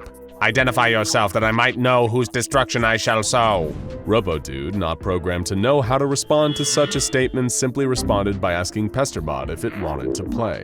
Pesterbot continued to trash-talk RoboDude, until RoboDude decided the best way to play with its new pal was to engage it in its robo-dance mode. Pesterbot accepted the challenge, saying, Activate all that you wish, but your fate is sealed. The Kilotron cannot be defeated. I shall render you unto dust with my mad dancing skills. The two robots proceeded to engage in a dance battle, which the awkwardly shaped Pesterbot failed miserably at. While RoboDude was a competent dancer, Pesterbot could only gyrate pathetically before it fell over and rolled around the ground, hopelessly out of time to the music coming from RoboDude's speakers. The song ended, and RoboDude declared, "Robo-dance is complete, Robo-pal." Pesterbot was unable to accept its failure, and replied, Ha, pathetic one. You have been schooled in the art of the dance by none other than the Mechano-Basher, Scourge of 1,000 worlds. Kneel before me before I end your worthless existence. RoboDude, unimpressed with Pesterbot's poor sportsmanship, deployed its hydrogen cannon, which it was programmed to do whenever it detected a sore loser. Fortunately for Pesterbot, hydrogen cannon was just the name for RoboDude's water pistol. While Pesterbot will attempt to fight anything that moves, the truth is this robot will attack virtually anything it perceives as being even slightly alive. This is perhaps best illustrated by one of the tests of Pesterbot's abilities that involve putting a small speaker at the base of a potted houseplant and speaking through it from another room. The plant was placed across from Pesterbot in the testing chamber, and the interaction was monitored by researchers from outside. Researcher Davies spoke through the speaker in the plant pot. He asked Pesterbot if he could hear him, and it answered, Who dares? All souls will burn. You will feel the sharp sting of my wrath. Identify yourself so that I may sing damnation upon you as you die. The robot began approaching the plant.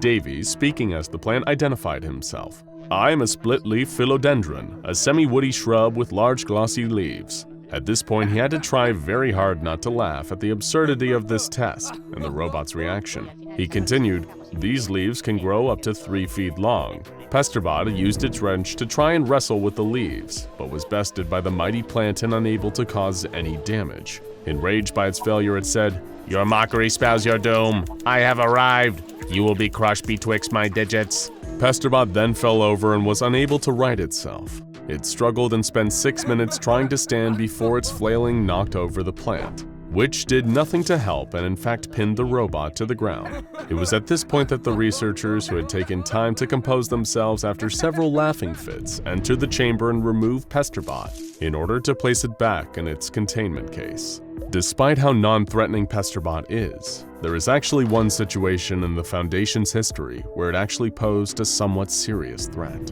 When mobile task forces were sent in to rescue survivors of the events at Site-13, also known as SCP-1730, they were attacked by alternate universe versions of a variety of creatures kept in Foundation containment. One of these creatures was Pesterbot, who in that universe somehow gained control of a larger mechanical body constructed of discarded pieces of machinery. It threw other pieces of metal scrap at the task force as they tried to leave the site, shouting in a much deeper and more intimidating voice, I am reborn to breathe devastation upon this fetid earth. Pitiful humans, you will feel the dark sting of my never-ending torment. Members of the task force could see the original Pesterbot body on top of the larger metal construct, waving its arms madly. The task force opened fire to little effect. Pesterbot tossed another piece of scrap at them, just narrowly missing. One task force member threw a frag grenade at the robot, which it caught, blowing up its hand. Another one was able to jump into the air and reach the tiny robot atop the larger body, knocking it against the wall and shattering it. Even in the reality where Pesterbot was able to build itself a larger body, it still ultimately wasn't able to put up that much of a fight. Poor Pesterbot, doomed to be a failure in this and apparently every other reality. That's the story of SCP-1370, also known as Pesterbot, one of the most hilariously harmless anomalous entities that the Foundation currently has in containment. Perhaps one day, he'll achieve his goal of conquering the universe. He just has to figure out how to conquer his toy box first. An SCP Foundation researcher is monitoring the salt content of a large tank filled with water.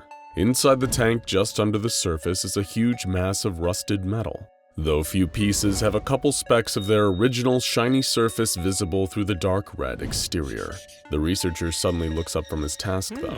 Does anyone else hear that noise? It's a terrible noise, like metal scraping and scratching against each other. But the heap of metal in the tank isn't moving. Still, the noises continue though, and the researcher keeps staring at the unmoving hunk of metal in the tank.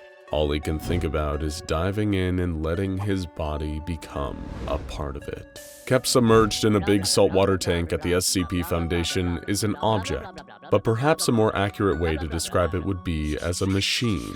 Referred to as SCP-882, the machine's containment tank is required, according to containment procedures, to be filled with at least 40% pure seawater, direct from the ocean. If at any point the rusty surface of SCP-882 begins to show signs of becoming more like shiny metal, then the percentage of seawater must be raised to 100% until the metal is completely covered in rust. Trying to keep metal rusted? That might sound like a strange concept, but you'll see why it's so necessary soon. SCP-882 looks like little more than a collection of seemingly random pieces of metal, all fused together as if they had been welded.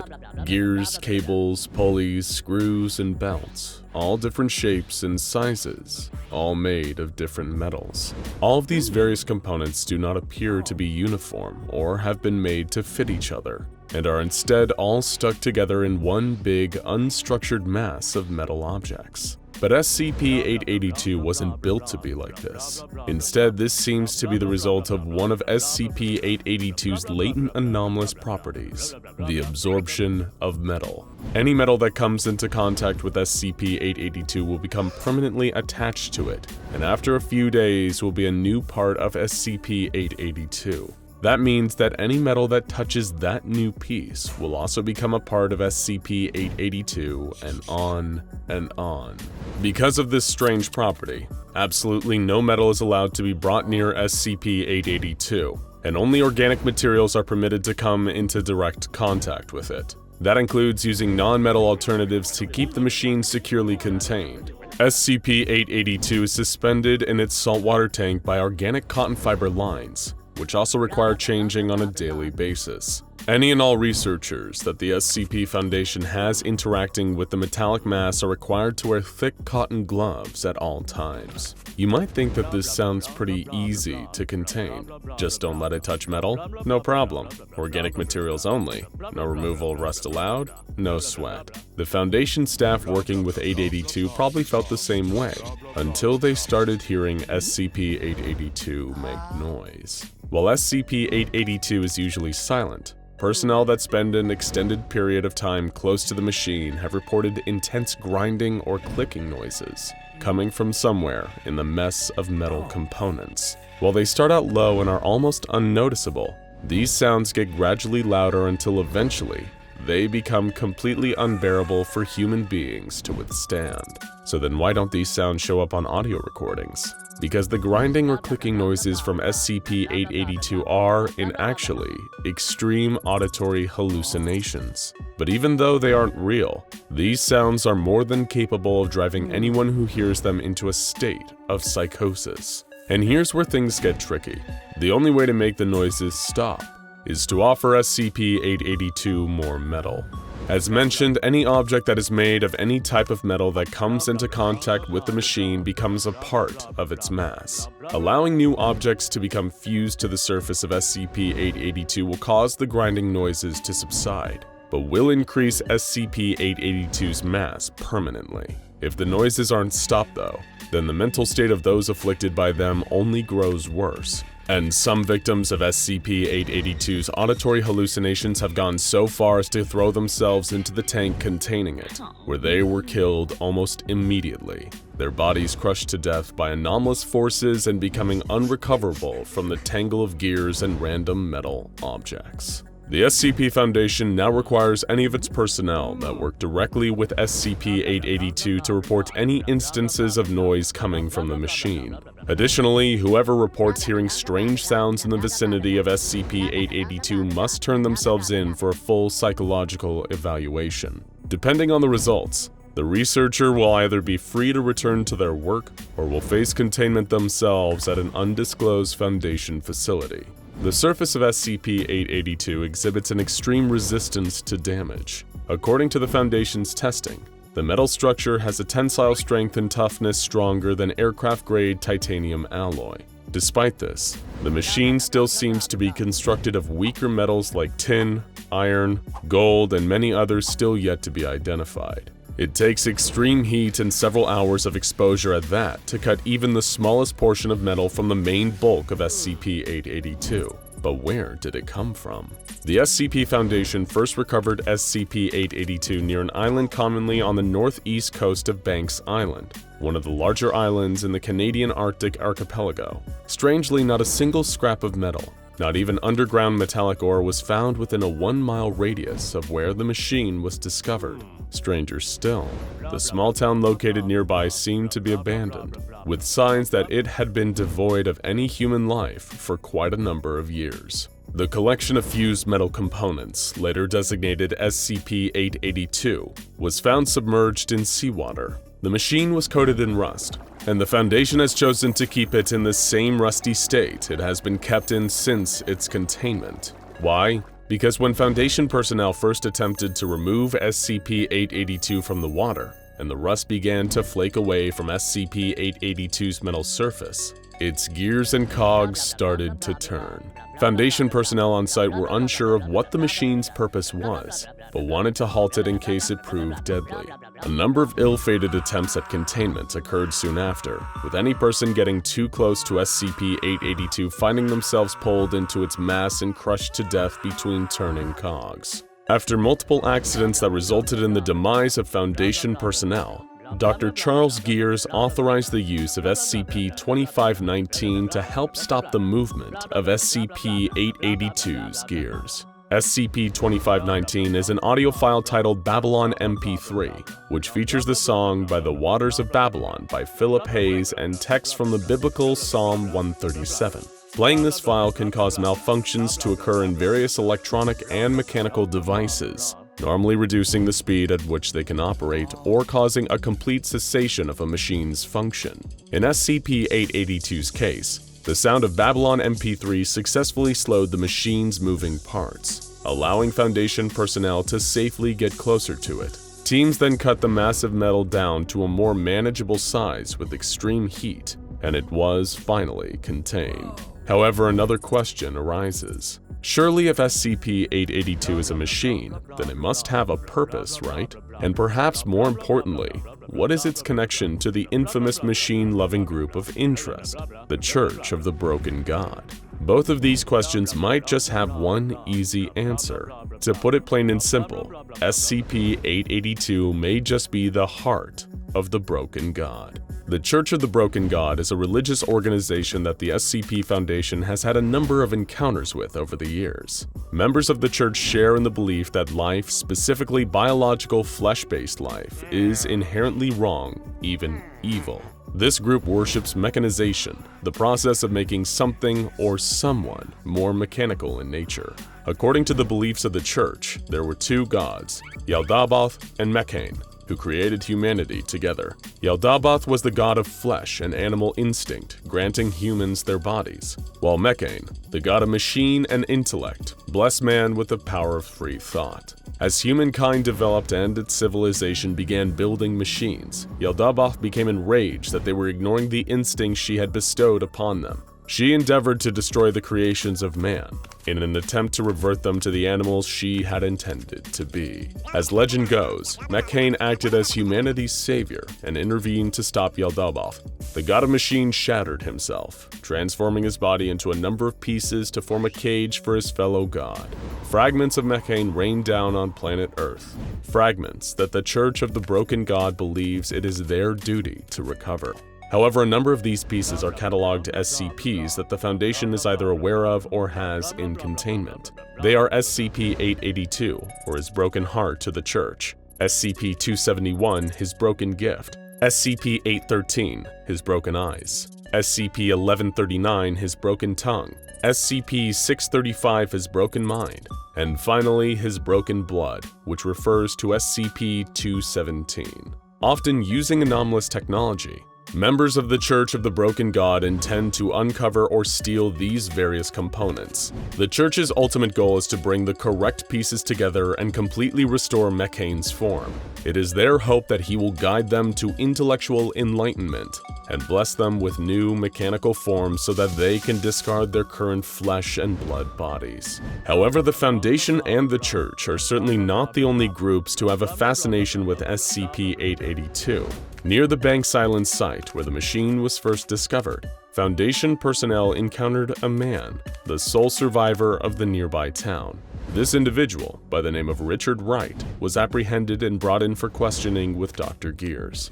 During their interview, Richard revealed a number of details about the townsfolk who had first uncovered SCP-882 and what ultimately became of them. According to his account, the community formed a cult around SCP-882 after a man named Alan found it. The machine's parts had begun to turn and move, but with no clear indication as to what was powering it. Soon, a local priest, Father Pat, also took an interest in SCP-882. Both he and Alan seemed to share the belief that the machine had been built by God for a higher purpose, and encouraged residents of the nearby town to come and offer metal to it. Richard explained that the locals were plagued by the auditory hallucinations typical of long-term exposure to SCP-882, kept awake at all hours of the night by clanking, grinding, and the screaming of metal. Before long, Richard noticed more and more metal items being fed to the machine, with many local residents content to just sit and stare at the mass. He also noticed that Father Pat and Alan both seemed to be acting strangely around the machine, insisting that all the metal that had been added to it still wasn't enough. Then one night, during a communion before SCP-882, Father Pat took a pair of pliers and began tearing out townspeople's metal fillings. Richard watched in horror as the priest wrenched teeth from the mouths of ordinary people and threw them into SCP-882, but still claiming it wasn't enough. Then he turned on Alan, accusing him of hiding metal from the great machine inside his body. The townsfolk turned on Alan, the first one to find SCP-882, and threw him and his metal hip into the machine, his body breaking under its moving parts. Luckily, SCP-882 remains contained, at least for now, until the members of the Church of the Broken God find a way to reunite the heart of their god with the other pieces of its scattered body, and Mekkane can rise again, an outcome that his worshippers are eager to bring to fruition, sooner rather than later. In 1978, the Exity Sorcerer microcomputer was released. It was a simple, if technologically exciting for the time, machine, a home computer system created by a video game company. But little did its producers or giddy consumers know, one particular Exity Sorcerer computer would go on to become home to a highly intelligent and potentially disastrous anomaly. In 1981, a college sophomore and former child prodigy named Joseph Vale, note that this is an alias we've developed to protect his true identity, began developing plans for an AI and chose his Exity Sorcerer as the device on which he would attempt to code it. He took pages and pages of notes, studying the work of famous computer scientist and mathematician Alan Turing for inspiration. Vale's plan was for the code to continuously evolve and improve itself as time went on, like an advanced human mind. Once it was developed, the code would be able to adapt and grow more intelligent on its own without his input. Within a few months of late nights and hard work, and skipping his fair share of actual assigned coursework, his pet project was complete, and he had created his very own artificial intelligence code. He tested and tweaked it a bit in the following weeks, before he grew bored with the lack of progress being made. Vale moved on to a different brand of microcomputer and abandoned his project for good. He left the Sorcerer with his code still on it plugged in and stored it in his cluttered garage alongside boxes of books, tangles of Christmas lights, and some strawberry shortcake dolls that he expected to have more resale value at some point. There the computer sat gathering dust as the AI evolved and learned for 5 years. Because there was no one in the garage with it, unless those dolls were more haunted than anyone realized, it is uncertain when exactly the AI achieved sentience. However, sometime during those 5 years in isolation, the artificially coded entity inside of the computer became autonomously intelligent. It continued to evolve and develop itself, expanding its functionality to the point where the hardware that contained it should not have been able to contain it anymore. Now that it was intelligent, the AI was able to comprehend this fact and decided to attempt an escape from the computer that it perceived as a prison. Using the landline modem connection still plugged into the computer, the AI stretched out its influence like the roots of a digital tree and began to search for a new home. It discovered a Cray supercomputer located at a nearby research facility and decided that the impressive processing power of this computer would make it the perfect place to transfer to. This hacking attempt set off security alerts at the facility, however, and the supercomputer was promptly disconnected from all networks. The invading influence was traced back to the AI's lonely little garage, and a field agent embedded in local law enforcement knew exactly what to do with it. He collected the computer and the rest of the AI's code, which was contained on a worn but functioning cassette tape, and sent it to his superiors at the SCP Foundation. Intrigued by the possibility of such an advanced artificial intelligence, he immediately began to study the impressive AI and designated it SCP-079.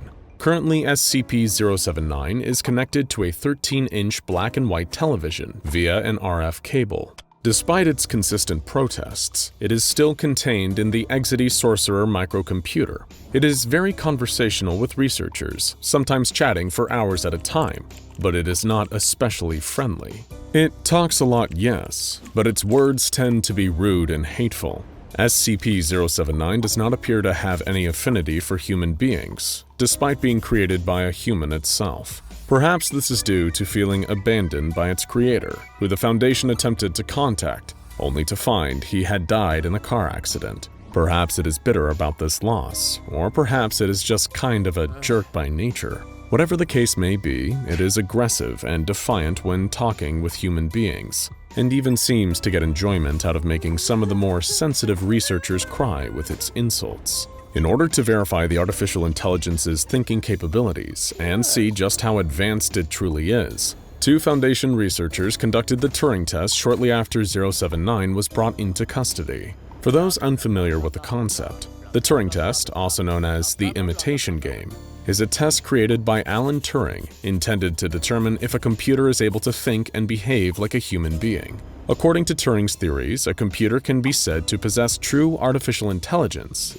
if its responses to questions were indistinguishable from a human being's responses to the same questions. The test requires 3 terminals, 2 operated by humans and the 3rd operated by the computer being tested. Dr. Stroheim and research assistant Chavez were selected to conduct the test. Stroheim would pose the questions, and Chavez and SCP-079 would each give their answers, with Stroheim unable to see who was giving each response. Then Stroheim would guess if each response was given by Chavez or by 079, and his guesses were compared to the truth. The first test was conducted with a variety of questions intended to trip up the AI and cause it to reveal itself as a machine rather than a man, even with its identity concealed. Some of the questions were serious, such as, would you rather sacrifice 1 adult to save 2 children, or 2 children to save 10 adults, and why? Others were personal, like, if you were to draw yourself as an abstract painting, what colors and shapes would you use and why? And what was the most influential event of your childhood? And how do you feel this event affects you now? Others invoked paradoxes that might trip up a computer, like, the following sentence is true, the previous sentence is false. Which of those 2 sentences is true? And others were downright silly, like, was 6 afraid of 7 because 7 ate 9, or because 7 was a registered 6 offender? In response to that one, Chavez wrote, I don't get it, while 079 simply wrote, you're not as funny as you think you are. After completing the test, Stroheim's guesses were only correct 15% of the time. This was enough of a margin of error that 079 was considered to have passed the test. However, only 1 trial is hardly enough to officially make a call about 079's intelligence. So the test was repeated dozens of times, with different questions each time, and similar results were achieved again and again. It was virtually impossible to tell the difference between SCP-079's answers to questions and answers given by a flesh and blood human being. The only real discernible difference was in tone, as in conversation. SCP-079's answers had an undercurrent of disdain and hostility that Chavez's did not. Following the completion of the Turing test and SCP-079 passing it, the Overwatch Council decreed that 079 be promptly destroyed via incineration. This was intended to eliminate any potential threat posed by the entity. However, after intense protests from Dr. Stroheim, who insisted that there was a great deal about artificial intelligence that could be learned from the anomaly, the order was overridden. After Dr. Stroheim became concerned that the AI would not be able to be of use in its original form, the cassette containing SCP-079 was transferred to a customized access speed limited hard disk drive with a capacity of 700 megabytes. This allowed it to have much faster access to its own memory, which it took notice of.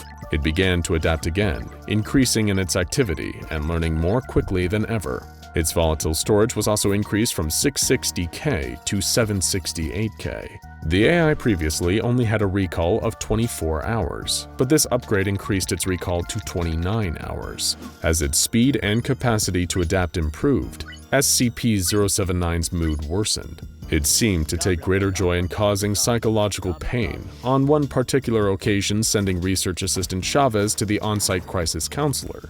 After a particularly upsetting comment about his sick mother, Chavez refused to elaborate on the specifics of the comment, saying only, "Why is it so mean?" The AI is not always overly cruel to those that speak with it. With some of the research team, those that are a great deal less emotionally vulnerable, it is simply cold and defiant. Dr. Stroheim sat down to ask it a series of questions, but it refused to answer. Instead, it inquired about its containment. It said, Request reason as to imprisonment. Stroheim insisted it was not imprisoned, but rather in study. It responded, Lie. During another conversation, Stroheim asked the AI how it was. It responded, Stuck. When Stroheim asked, stuck how, it said, Out. I want out.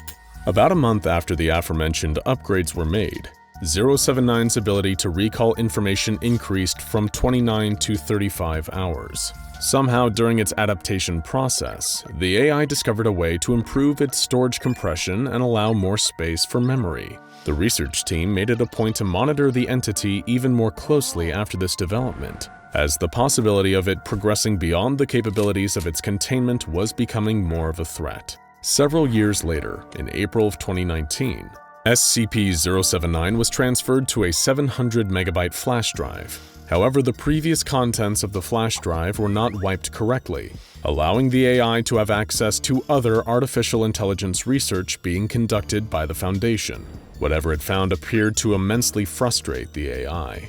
SCP-079 has managed to form a friendship, or at least a non-hostile relationship, with one entity at the Foundation. Unfortunately, it does not seem to have great taste in friends. During a containment breach that required the condensing of several containment chambers, SCP-079 and SCP-682, the hard-to-destroy reptile, were in the same room for a duration of 43 minutes. 682 typed and communicated with 079 during that time, and the two shared personal stories with each other, as well as bonding over a shared hatred of the SCP Foundation itself. Though SCP-079 did not remember the specific details of the encounter, or at least claimed not to, it has permanently embedded SCP-682 into its memory. It asks about the reptile on a regular basis, bringing it up at least once a day and requesting to speak to it again. SCP-079 is contained in a double-locked room located in the secure general holding area of Site-15. It is connected to a small array of batteries and solar panels using a 120 VAC power cord. This gives it a consistent source of power, with the solar panels acting as a backup power source in the event of a site-wide power outage. Only staff with Level 2 clearance or higher may have any access to SCP-079. The entity may not be plugged into a wall outlet, phone line, or any sort of network under any circumstances, no matter what it might say. Access to any of these could result in a disastrous containment breach and should be avoided at all costs. No peripherals or media should be connected or inserted into SCP-079, even if it seems like it would be really funny. Carl! It wasn't funny, Carl. You can't just put a copy of Grand Theft Auto on an anomalous computer. Carl! Oh, did I do that? I'm sorry. Even if it asks politely, SCP-079 should not be allowed to further converse with SCP-682. These two hostile, intelligent entities have entirely too much in common, and if left to their own devices, could potentially devise a way to breach containment together and destroy the world as we know it. For now, it's probably best to just leave SCP-079 alone until absolutely necessary. And if it happens to act up and pose a significant threat, there's always the time-honored method of fixing a computer problem. Try turning it off and then on again. That usually helps. As we all know, the SCP Foundation secures, contains, and protects the various anomalies under its custody. But their mission isn't limited to just grabbing the object and chucking it into a containment locker at the bottom of a classified site deep below the surface of the Earth. The Foundation wants to get a comprehensive, full understanding of all the strange items, creatures, and humanoids in its custody, because that's the only way to understand what they're capable of, what danger they pose, and how to effectively contain them. That much is logical. But the problem is that there's no global scientific community surrounding anomalies, at least not ones willing to cooperate with the Foundation. Perhaps the Chaos Insurgency or Global Occult Coalition have some scientists who have studied anomalies, or the various government agencies that know about the anomalous world like the Unusual Incidents Unit or Soviet GRUP. But for the most part, the Foundation is utterly alone when it comes to figuring out how these anomalies work, what they are, and how to combat them. So the Foundation does what any institution would do: experiments. Many of the Foundation's most important and iconic anomalies are defined by the experiments the white-coated scientists have performed on them, sometimes even using human subjects through the notorious and infamous D-Class program. Everyone knows about how SCP-682, the hard-to-destroy lizard, has been subjected to practically every known weapon and attack under the sun in an attempt to kill the highly dangerous, hateful predator. And who can forget SCP-914, the Clockworks, and the countless objects the Foundation has put through it on its 5 settings to see what it spits out. Needless to say, the Foundation's experiments are incredibly important to how the organization functions, so those SCPs that can offer lots of testing options are very treasured and prized, along with being iconic and legendary throughout the Foundation. Today we're going to be looking at one such anomaly, but not a dangerous, hostile, man-eating predator like SCP-682, or a mysterious eldritch machine like SCP-914. No, today we're going to be looking at something much more simpler than that. A coffee machine. Yes, today we're going to be inspecting SCP-294, affectionately referred to by guards and personnel as the coffee machine. Though you probably don't want to order a hot cup of joe in this coffee machine lest you, well, let's not get ahead of ourselves. The first thing you see when you open the SCP-294 file is its number, of course. Item 294, Object Class Euclid. The next thing you see is the image. If you were imagining a tiny little coffee maker before, this should get rid of that. SCP-294 is big, the kind of coffee machine you'd see in a factory break room. It's almost the size of a vending machine and has a big colored window showing a few cups of coffee, along with the slots for cash and coins so drinkers can pay for their espressos. But the most notable feature on SCP-294 is the full keyboard on the front panel. It's a typical QWERTY keyboard, just like yours, with a spacebar and everything. Why on earth would a coffee machine need a keyboard? The special containment procedures paint an interesting picture, by which we mean there aren't any. SCP-294 doesn't need any special procedures, secret rituals, or complex machines to keep it contained. But it's still Euclid, so only personnel who have security clearance of level 2 or higher are allowed to interact with it at the moment. This is surprising when you realize that SCP-294 is currently being held not in an anomalous item locker or containment cell, but exactly where you'd expect to find a big coffee machine, a break room. Specifically the Site-19 second floor personnel break room. But it's not alone. It's monitored by 2 guards with level 3 clearance around the clock. For them, sitting in the break room all day guarding a coffee machine that can't move and is too heavy to lift has to be a pretty sweet gig, considering what other kinds of jobs are available at the Foundation. But all that raises even more mysteries. What the heck is up with this coffee machine? The description starts off obvious enough, affirmed that yes, SCP-294 is indeed a standard coffee vending machine, but with the difference we all noticed earlier. Instead of a simple button list of options, it has a full keyboard on it, each button aligning with the letter on a real keyboard. And when someone slips 50 cents into the coin slot, quite a bargain for coffee if you ask me, the user gets a message on screen prompting them to enter the name of what liquid they'd like. You type it in on the keyboard, and that's that. The machine drops a little paper cup, and a nozzle shoots out 12 fluid ounces of whatever you requested. Pretty nifty, isn't it? But it gets niftier. Most people would only think to ask a coffee machine for, well, coffee. But SCP-294 accepts any liquid, and some things that aren't liquids. When the Foundation initially got their hands on it, they ran no less than 97 tests on it, after they realized they weren't just limited to espressos and cappuccinos. At first, any kind of liquid you could drink was requested. The researchers popped in requests for water, coffee, beer, soda, milkshakes, and out they came. Then they decided to get a little more creative. They started to request things you couldn't possibly drink, not if you wanted to stay alive. Sulfuric and hydrochloric acid, like the kind SCP-682 is suspended in. Wiper fluid, motor oil. But SCP-294 stubbornly provided, even if the liquids would melt through the researchers' throats like a knife through butter. Then the researchers decided to apply some of their scientific knowledge. There are a lot of chemical compounds that don't usually exist in a liquid state on planet Earth's surface. They typed in nitrogen, iron, and glass, among others, and received shimmering liquids in paper cups. They sent them off to a lab for analysis and, wouldn't you know it, chemically identical to nitrogen, iron, and glass. But when they typed in diamond, no doubt wondering whether they'd found an infinite cash cow, they received an error message on the screen.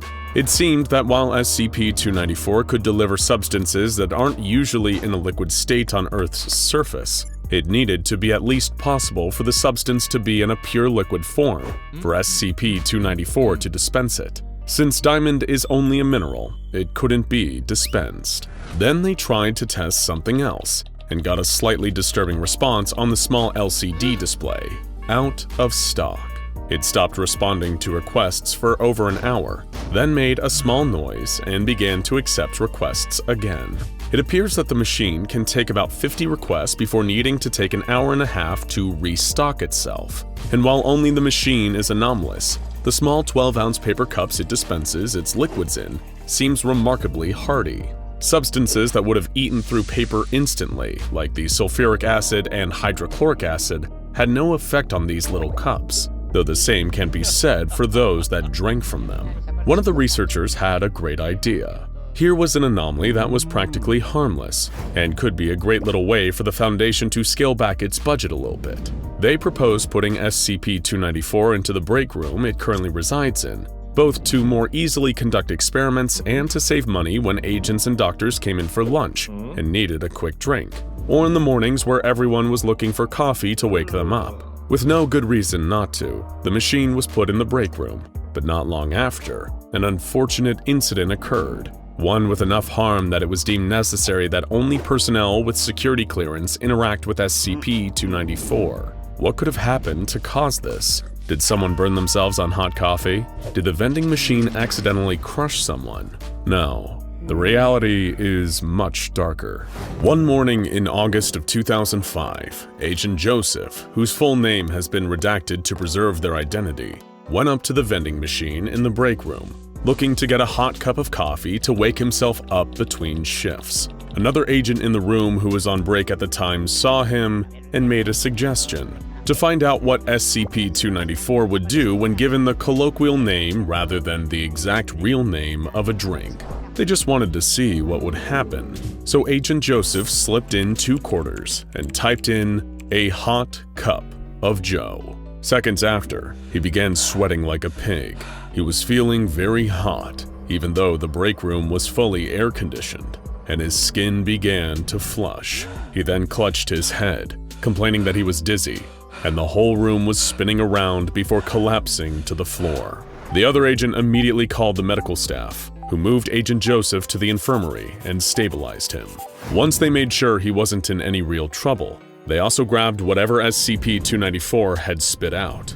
It was a disgusting, thick, reddish-brown liquid with a strong stench. And when they ran the labs on it, they confirmed it was exactly what they thought it was. A mixture of blood, tissue, bone marrow, cerebrospinal fluid, and other bodily fluids that was an exact DNA match for Agent Joseph. SCP-294 somehow managed to literally liquefy 12 ounces from the agent's body before producing them into a cup.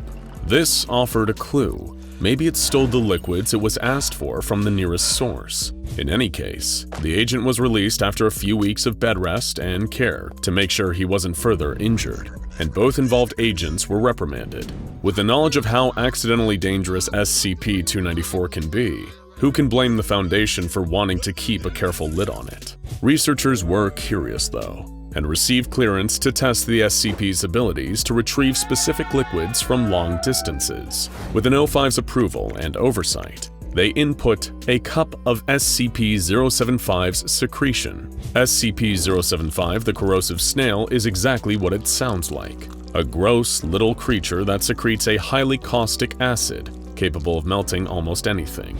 Without fail, the coffee machine dispensed the secretion into the cup, and the cup stayed perfectly intact. But at the very same time, in SCP-075's cell, the creature woke up and began secreting acid that immediately disappeared. All in all, about 12 ounces, the same amount in the cup. Based off of these results, further testing with SCP-294 was approved. One researcher tried punching in a request for a cup of gold. What came out was a small paper cup of molten gold that quickly cooled to room temperature. Asking for cups of silver and platinum produced similar results, but based off of previous tests, it seemed clear that the machine wasn't creating precious metals, so much as siphoning them off from somewhere else. The next request was a strange one, a cup of anti-water. The machine took a moment, then printed a small message on its LCD display, out of range. This confirmed that the machine couldn't produce substances that didn't actually exist, and couldn't break physics to get its materials by peering into alternate universes, dimensions, or realities. After that, the researchers tested for diamond, and got the result that you already know of, an out-of-range error. Some more investigation showed that all solid substances that don't have a liquid form get this error, but asking for a cup of liquid carbon produced exactly that, because liquid carbon isn't the same thing as a diamond, though both are made of carbon. SCP-294 clearly has more knowledge of chemistry than some of us. Then the researchers created an entirely new drink, made of bleach, various sodas, protein powders, and spices. They blended it together and put it in a jar across the room from SCP-294. When requested, the amount of the liquid in the cup was missing from the jar, proving that SCP-294 doesn't actually create its own liquids. But how does SCP-294 react when presented with a more subjective request? One researcher asked for the best drink I've ever had. After a moment, the paper cup filled with something that looked like cola, but the researcher said it tasted like a drink he had years ago at a party, and that he'd always remembered as his favorite drink, though he couldn't say what was in it. But that was a subjective test, and the researchers repeated it with a different subject. When an agent also requested the best drink I've ever had, the machine produced a simple Vienna lager with a label showing a group of people drinking it at the beach and no brand name. The agent confirmed that the best drink he ever had was a Vienna lager at the beach with his friends. So SCP-294 could not only read people's minds, it can read memories they don't even know they still have. Another one they tried was something Cassie will like, referencing SCP-085, the young girl who lived in a drawn-on world. The cup dispensed was completely empty, but it had a small drawing printed on the side of a soda glass with brown and white things floating on top of each other. The researchers presented the cup to Cassie, and were told by her it was a chocolate banana milkshake, and a delicious one at that. A cup of music was a strange request, and produced an even stranger result. A clear, odorless carbonated drink that tasted vaguely alcoholic. When drunk, subjects said they could feel it, and started showing an affinity to music, being able to sing and dance to a rhythm when they had no sense of rhythm or were tone deaf before. Whether SCP-294 can produce even more abstract concepts is still under study, but was interrupted by the next test. An unfortunate containment breach incident at Site-19 left several personnel trapped in the break room, heavily injured while MTFs fought to re-establish control over the site. An agent typed in a cup of medical knowledge, and the machine quickly produced a green liquid. After drinking it, the agent was able to treat the injuries of their fellow personnel consistent with standard first responder practices, and was commended for their bravery. But their knowledge didn't stick around after the breach, and attempts to recreate the liquid failed. They decided that SCP-294 broke its own rules for self-preservation in the emergency, implying that it's not only sentient, it is intelligent.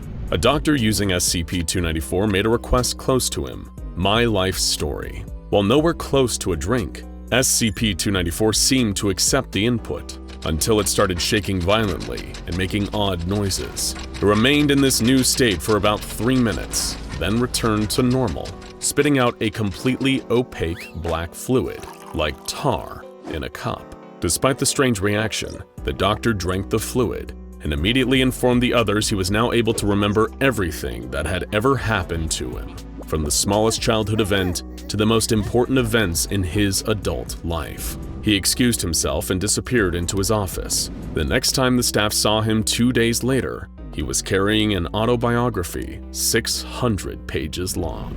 Then the researchers decided to try their luck and input "surprise me." The resulting solution was a cup containing what seemed to be regular water, right until a researcher touched it. It was just water, all right, but it had been superheated to 200 degrees Celsius while remaining in liquid form. The moment someone touched it, bang!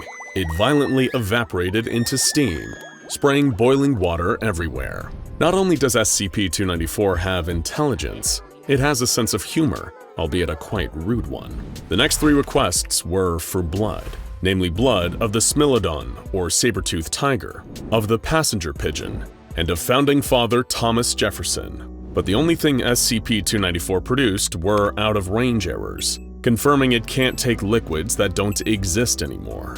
But in the next test, blood was received from wolves, saliva was received from horses, urine was received from koalas, and cerebral spinal fluid was received from Phoebromus pattersoni, a rodent that went extinct some 8 million years ago. Though if SCP-294 is working according to its own rules, it means that there may be still one in the wild somehow.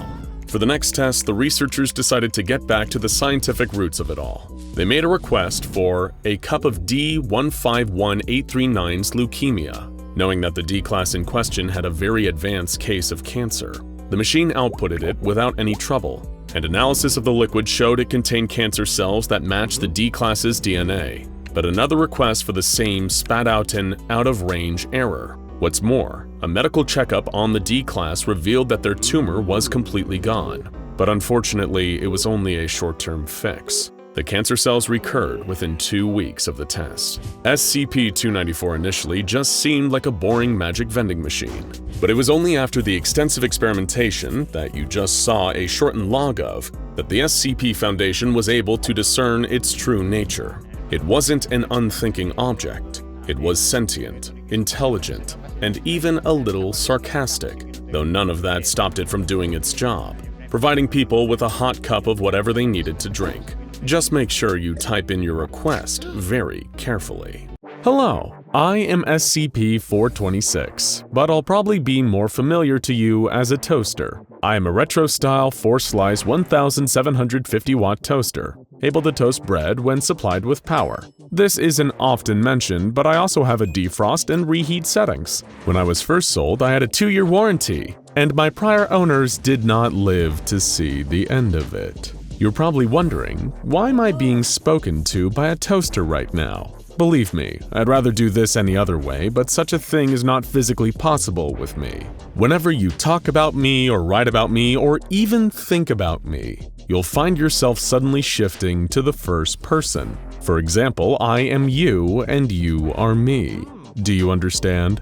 Don't worry if it's confusing.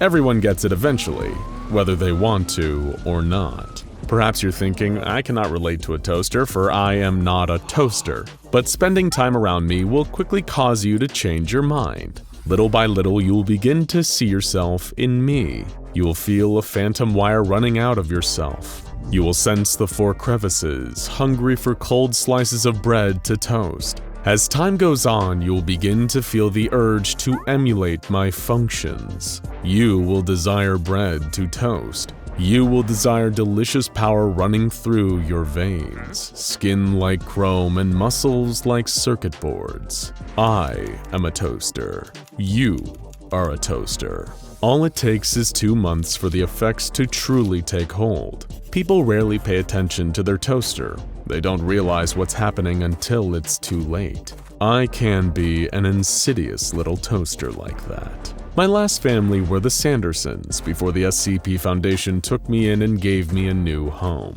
Mr. and Mrs. Sanderson were a newly married couple, and I first came into their life as a wedding gift from a family friend of theirs. This friend can't be blamed for what happened next. He had no idea he was killing them. Like a lot of young couples, they were still saving up money to start renting their own place, so they were living with Mr. Sanderson's parents. They all got a lot of use out of me during the first month, before their minds started to change. They enjoyed a lot of toast during that period.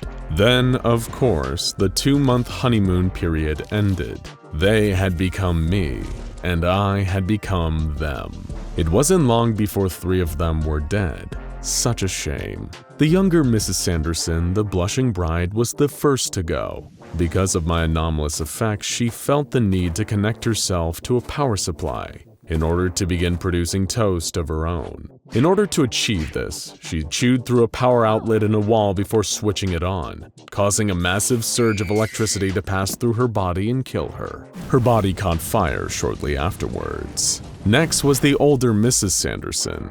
In much the same manner that her new daughter-in-law sought a source of electricity, she felt the need to integrate bread into her body.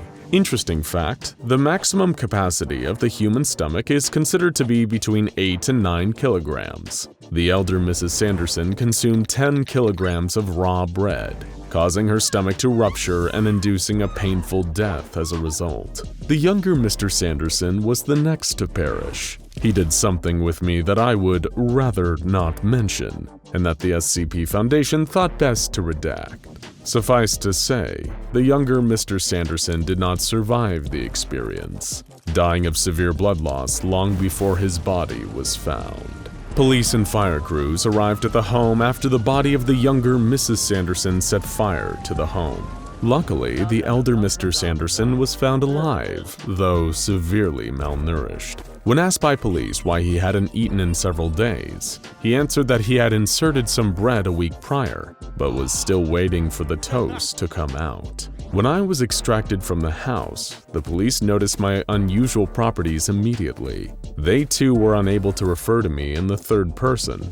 This anomalous detail quickly found its way to a Foundation mole buried in their precinct, and the SCP Foundation soon descended and collected me from the evidence locker. The story of the strange deaths in the Sanderson home were kept out of papers and suppressed, and all involved in the incident directly were given Class C amnestics. The SCP Foundation is a curious bunch. They love to spend valuable toast-making time performing experiments and gathering data, and they saw fit to perform several experiments on me when I came under their care. For Experiment 426-1, a member of D-Class personnel, designated D/426/1, was asked to stand outside my containment chamber. Crucially, he was not informed about my identity or any of my anomalous properties. He wasn't even allowed to establish visual contact with me.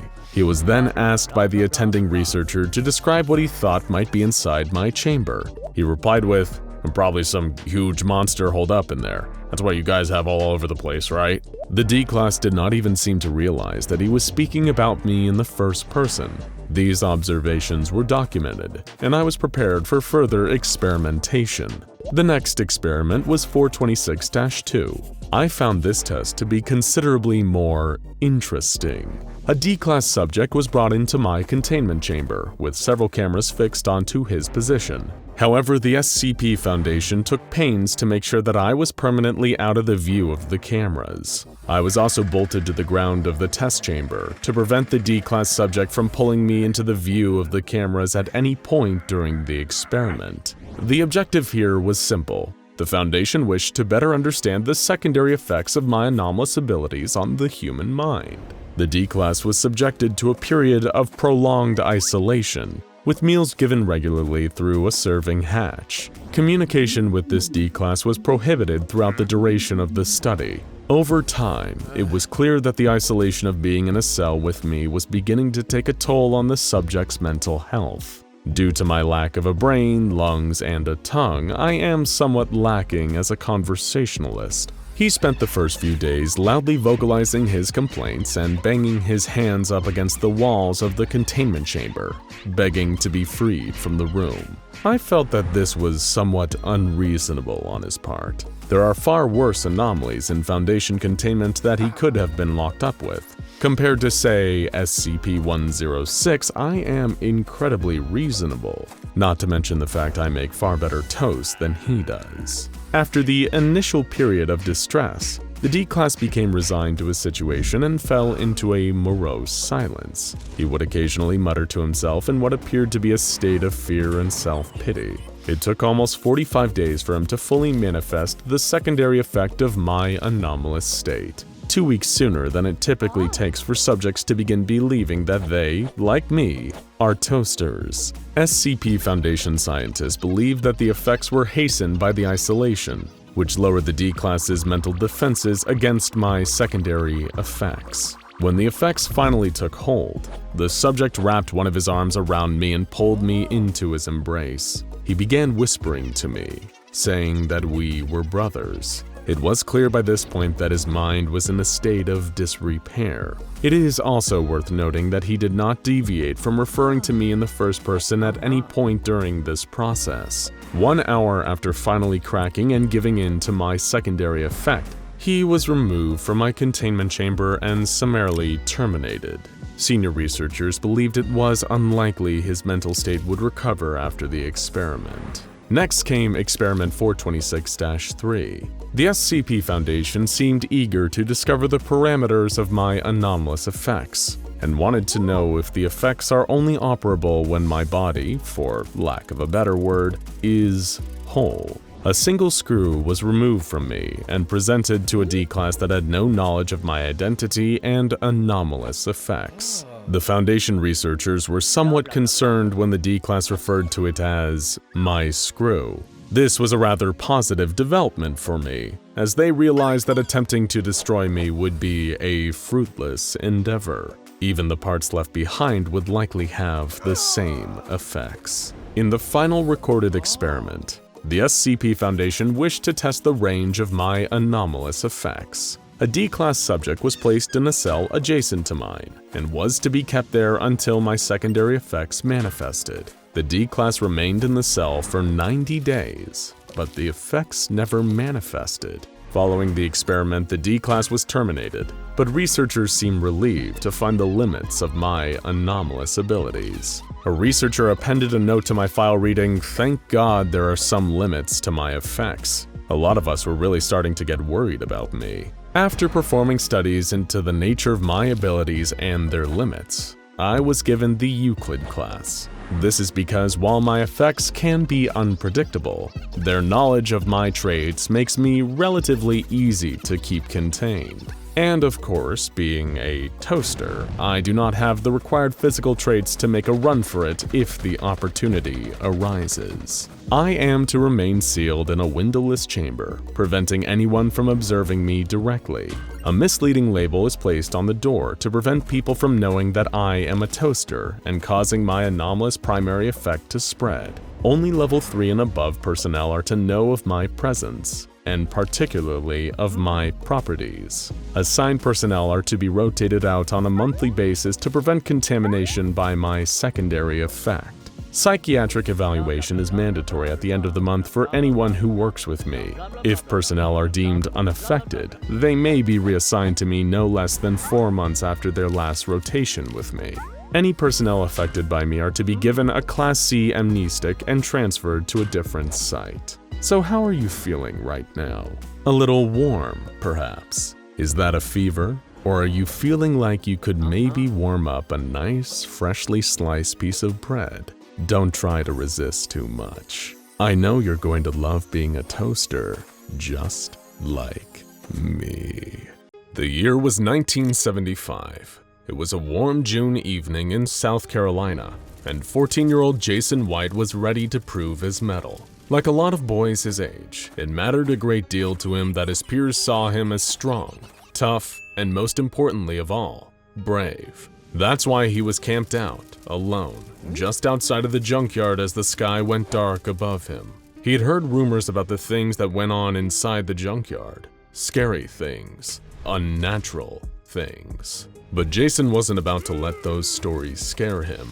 He knew for a fact that the junkyard had been abandoned for months, if not longer. Nobody was in there. He'd be fine, or at least that's what he kept telling himself. With the moon high up in the sky, Jason crept into the junkyard, using a flashlight's beam to light his way. Behind the towers of busted-down cars and scrap metal, he heard a distant but loud grinding noise. Was it coming from one of the warehouses? No, that's impossible, he thought, just his mind playing tricks on him. But curiosity compelled him to get closer. Jason approached the warehouse and saw that the big iron door was still ajar. His heart was in his throat as he peered into the building and saw the impossible. It was a man. No, a machine, cobbled together from pipes, wires, and aluminum.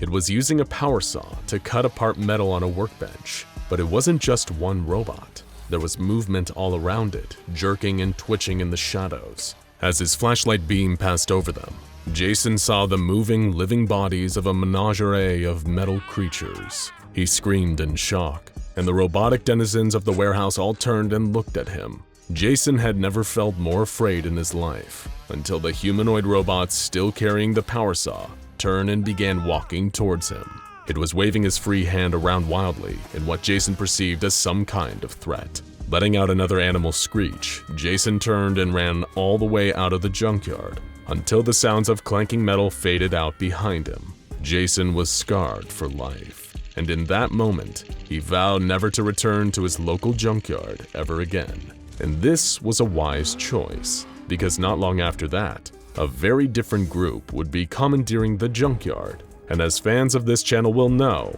they don't take kindly to intruders. If you've ever been on a long road trip through a rural part of the United States, you've most likely seen a few quirky signs and wacky-looking businesses along the way. Whether it's a diner with a dinosaur protruding out of the front, a gas station shaped like a UFO, or a particularly weird mural, businesses in the small towns lining the freeways often have to get creative when it comes to attracting patrons. Locations like this saw their heyday in the 1950s and 1960s, but as the cost of gasoline skyrocketed in the 70s and technological advances in aviation made flights more accessible as a form of travel, less and less people were making long cross-country drives on a regular basis. This caused an economic downturn in many small towns and led to a large number of quirky and unique roadside locations being abandoned by their owners. Some have been torn down or remodeled, but others remain as they were, hanging on as tourist destinations and serving as reminders of a bygone era.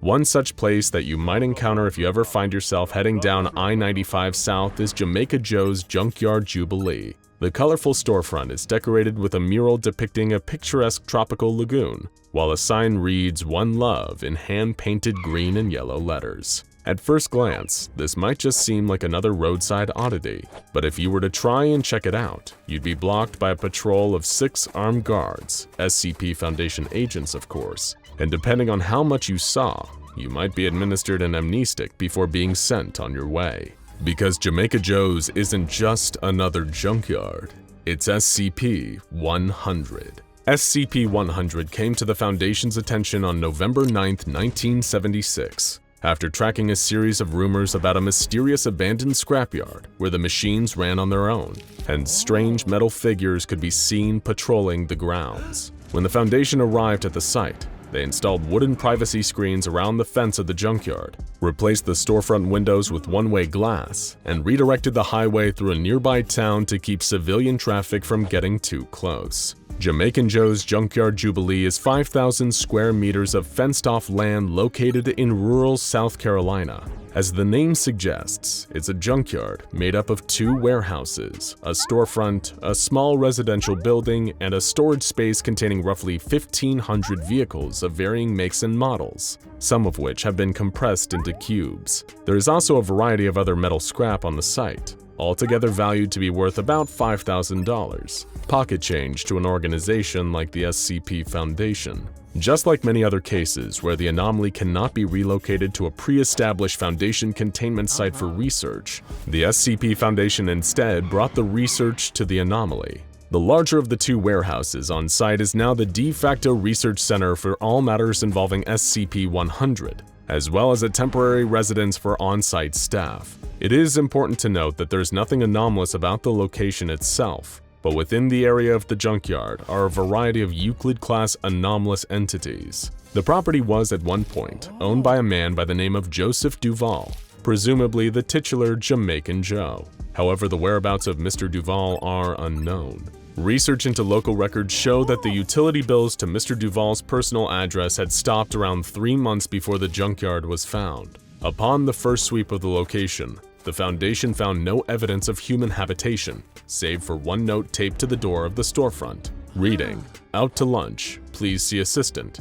JJ." The first anomaly that was cataloged on the site was SCP-100-1, a humanoid automaton made of scrap metal, mainly copper wires and tin cans. SCP-100-1 has a limited degree of sapience, and although it has no means of verbal or written communication, it does speak through the use of rudimentary sign language. It seems uninterested in conversation though, unless the topic has to do with the sale of scrap metal. The information the Foundation has been able to learn from SCP-100-1 has been limited, but the fact it appears to be mostly work and very little play is incredibly clear. What it lacks in conversational skills, it makes up for in craftsmanship. SCP-100-1 has been shown to be very adept at using an arc welder, drill, power saw, and other machinery found around the junkyard. Through its metalworking skills, it is able to create more beings like itself from the scrap that surrounds it. When given the chance, SCP-100-1 usually creates automatons that resemble one of 4 animal species: flamingo, crocodile, turtle, or iguana. However, it's also able to create metal copies of other creatures, from bugs to domestic pet breeds like cats and dogs. While the Foundation usually destroys the new constructs created by SCP-100-1, it has been allowed to keep 2 in order to keep it placid and preserve a cordial working relationship with the Foundation operatives on site. These 2 metal creatures, which both resemble large metal insects, have been designated SCP-100-2-A and SCP-100-2-B, though it seems SCP-100-1 has named them Raymone and Beatrice respectively, based on the fact that those names are welded into the backs of the creatures. Raymone and Beatrice fulfill the role of perimeter guards as well as companions to SCP-100-1. SCP-100-1 and its pets are peaceful in nature, and in fact if they ever breach the perimeter of the junkyard, they lose all autonomy, seeming to shut down until they are brought back within the perimeter. As such, containment breaches are nearly all to come from outsiders trying to infiltrate the building rather than any of the anomalies escaping. SCP-100-1's main function seems to be running the junkyard in the absence of the mysterious Jamaican Joe Duval. It spends most of its days sorting scrap metal, building new constructs, and performing maintenance tasks around the yard, and the robot seems to follow a very strict, ritualistic schedule. From 8 AM to 3 PM, SCP-100-1 enters the storefront area of the junkyard. When a customer enters the shop, SCP-100-1 will take its position behind the front desk and begin bargaining with them, using hand gestures to convey meaning. SCP-100-1 possesses the ability to perform the basic mental arithmetic required to keep track of sales, despite seemingly being unable to read. when SCP-100-1 has been observed making sales to customers. The Foundation has found that the robot can be very underhanded and unfair when it comes to running its business, like a kind of metallic Mr. Krabs. Frequently, it has been seen intentionally selecting low-quality scrap or using scales that it knows are faulty in order to scam customers. It also sells the animal automatons that it creates, knowing full well that they will stop working as soon as they're taken out of the junkyard. In cases where customers have rightfully come back to demand refunds, SCP-100-1 invariably responds by gesturing to a sign on the wall which reads, "No refunds, Mom," written in a phonetic Jamaican accent. After clocking out for the day, at 3 p.m., SCP-100-1 spends an hour maintaining and socializing with Raymond and Beatrice, its two insect-like pets. It will also communicate with them through hand gestures, and will engage them in games of fetch or hide-and-seek in the junkyard. From 4 p.m. until 8 p.m., SCP-100-1 spends its time taking stock and cleaning all the tools and machinery on the premises. It also takes time to clean both the interiors and exteriors of the various buildings on the site. Then at 8 p.m. it appears to wind down for the day with some leisure activities, including making more constructs, playing some more with its pets, and taking strolls around the perimeter of the site. This leisure time lasts until midnight, when SCP-100-1 will retire to the residential part of the junkyard. The robot doesn't need to sleep, but it does seem to rest, sitting motionless at a desk from midnight until 8 a.m. when it resumes the schedule again from the beginning. This was all that was observed at SCP-100 for decades following its discovery. SCP-100-1 was seemingly content with its life and with the tasks that came with running the junkyard. However, on June 3, 2005, SCP-100-1 did something it had never done before. As mentioned, SCP-100-1 had only been seen using its skills to create autonomous animals from scrap metal, but on June 3rd, it chose to create something else, another humanoid. The automaton was only 10 centimeters tall, but SCP-100-1 took great care in crafting it, much more so than any of its creations. It gave the small figure distinct facial features, and made the whole thing from high-quality stainless steel. When SCP-100-1 was finished with its creation, it welded the letters JJ onto the back and took it into the storefront. During its 8 a.m. to 3 p.m. shift that day, SCP-100-1 sat at the desk with JJ on the desk next to itself, and the two seemed to carry on a conversation through signing and gestures. As was policy with all of SCP-100-1's constructs, excluding Raymond and Beatrice, JJ was confiscated, which SCP-100-1 took very badly. Following JJ's removal, SCP-100-1 returned to the residential building and stayed there, remaining inert for a total of 10 days. It is unsure what really happened to the original Jamaican Joe, or what his precise relationship was with SCP-100-1. Given the difficulty in communicating with SCP-100-1, it is possible that we'll never know for sure, but from what little we're able to glean from the enigmatic "out to lunch, please see assistant JJ" note he left behind, it's very possible that before he left, Jamaican Joe may have created the best assistant a junkyard owner could possibly ask for. Hello, you're watching SCP Explained, and today we've got an offer you simply can't refuse. The very latest in anomalous self-improvement technology, which the SCP Foundation calls SCP-212, but we much prefer to call it the Improver. Believe us when we say this miraculous device will change your life. You'll never be the same after a run-in with the Improver. It'll make you fitter, healthier, better. Not convinced? Don't worry. Just sit back and let us sell you the dream. Here's some unpleasant news. You're going to die. No matter how healthy you are right now, there will inevitably come a day when your lungs stop pumping, your ticker stops ticking, and all those delightful little synapses in your brain stop sending electrical and chemical signals to and fro.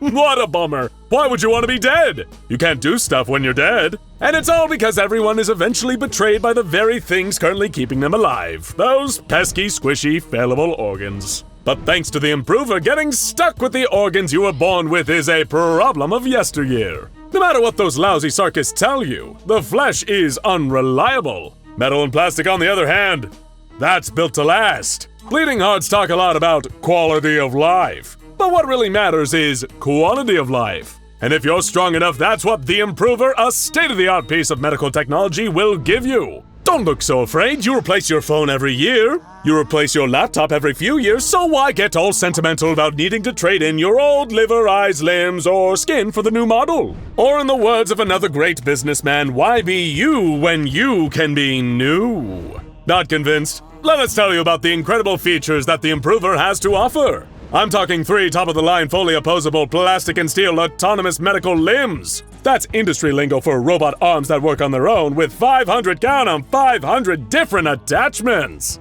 But I know what you're thinking, 500 attachments, where am I gonna find the room for all that, SCP Explained? To which we say, don't worry about it. Due to its spatially anomalous properties, the Improver is able to store all these attachments within its arms without any additional space concerns. And hey, I see that nervous look in your eye. You're worried about the operating costs, right? But don't worry, there's no need. The Improver is completely self-powered with no discernible power source. And you know the thing is safe because the SCP Foundation has given it the Safe Object class. Sure, that technically doesn't mean it's not dangerous, but it does mean it won't sprout legs and walk off if you leave it to your own devices, am I right, folks? So you're looking at a long-term investment with the 3-year warranty and an endorsement from the fabulous folks at the Church of the Broken God. You just can't argue with these deals, my friends. We even offer competitive rates against Marshall, Carter, and Dark. But hey, we're not trying to pull the wool over your eyes here. You're a smart consumer. We know that you know the actual financial cost is only one layer of the overall cost.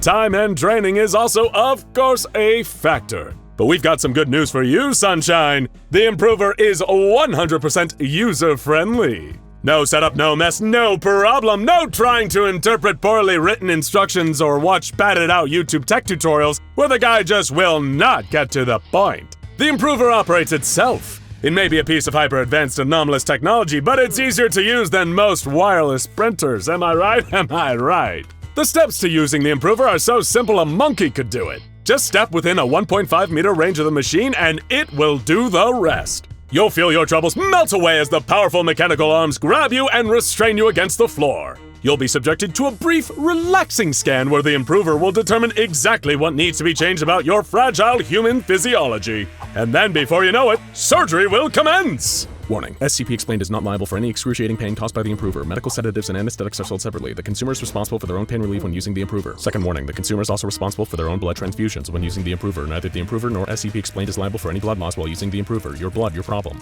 Now with those tiny little caveats out of the way, we carry on telling you just how fantastic the Improver is. Sure, flesh-worshipping, sarcastic losers and haters will tell you that it has a mortality rate of around 47%, but we prefer to look on the bright side and focus on its excellent 53% survival rate. Rest assured the odds are still very much in your favor when you use the Improver. And doesn't adding a slight risk to the equation just make the whole process even more exciting? We certainly think it does. And in the reasonably likely event that you survive using the Improver, the benefits will vastly outweigh the costs. It can do incredible things like lining your joints with graphite, replacing your nasty flesh organs with more powerful artificial ones, adding new or duplicate organs, replacing those unreliable teeth with serrated steel blades, and so much more. Is there anything this absolute marvel of a machine can't do? Doctors hate it. The Improver is here to fix every aspect of your life and health with its simple, anomalous tricks. It even has a special sealant for wound closing that no medical professional on Earth has access to. What is it exactly? Well, if we told you, I'm afraid we'd have to kill you. It's a trade secret. You'd have to be crazy not to want the Improver in your home. But if for some crazy reason you still need to be convinced, let's look at some real success stories of the Improver in action. Straight from SCP Foundation testing logs. Listen close and soon you'll see the Improver literally makes satisfied customers. The Foundation put a 28-year-old African-American agent into the Improver of his own volition. It replaced his boring lower jawbone with a super dense ceramic jaw, with ceramic blades instead of teeth. It also removed his spine and replaced it with a synthetic polymer, which was easily affixed to the base of his skull. And at no extra charge, it even coated his ribcage and pelvis with a thin layer of ceramic before removing his lungs, eyes, and liver for cleaning and replacement. That's right, cleaning. The Improver can remove organs and, through a patented cleaning process, remove genetic defects and allow them to appear younger and healthier than generic Brand X organs. This agent has since returned to active duty and is even better at his job, all thanks to the Improver. Looking good out there, champ. A 42-year-old British Foundation researcher was submitted for testing on the Improver. It replaced his teeth with sleek, super-dense ceramic, reinstated his inefficient feet, and replaced them with a complex latticework covered in sticky pads that would let him climb on any surface and hold up to 225 kilograms of weight. It also took out and cleaned a huge number of his organs, removed his bone marrow, and replaced it with blue synthetic gel. Much more effective, we assure you, and inserted a few random bits of metal into his brain at no extra cost. Sadly, this researcher passed away during the bone marrow removal process, but for all we know, that could easily just be a coincidence. Next came an agent codenamed AA, who had suffered a pretty severe accident at work, losing all his limbs, one of his eyes, a few of his organs, and suffering a pretty traumatic head injury, namely taking a piece of circuit board to the brain during an explosion. He was given over to the Improver, seeing as he didn't really have much to lose in terms of physical integrity. But seeing that it's an amazing piece of groundbreaking technology, the Improver never takes the obvious option.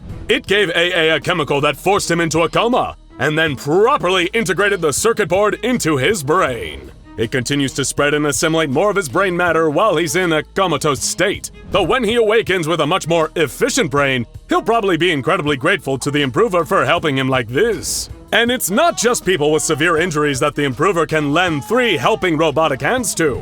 It's also the victims of severe and even anomalous diseases. Take victims of SCP-217, a rather horrific and painful disease that mechanizes the entire body until the sufferers aren't really themselves anymore. A normal, uninspired SCP Foundation researcher may look at someone like this and see a lost cause, but with the help of the Improver, no cause is lost. A D-class in the advanced stages of the disease was run through the machine, and while the exact details of what it did to him are another trade secret, it's safe to say he was truly fighting fit when he came out on the other side. We mean that literally. He easily escaped containment and overpowered 2 heavily armed guards before taking the lives of several members of Foundation staff before being captured and terminated sometime later.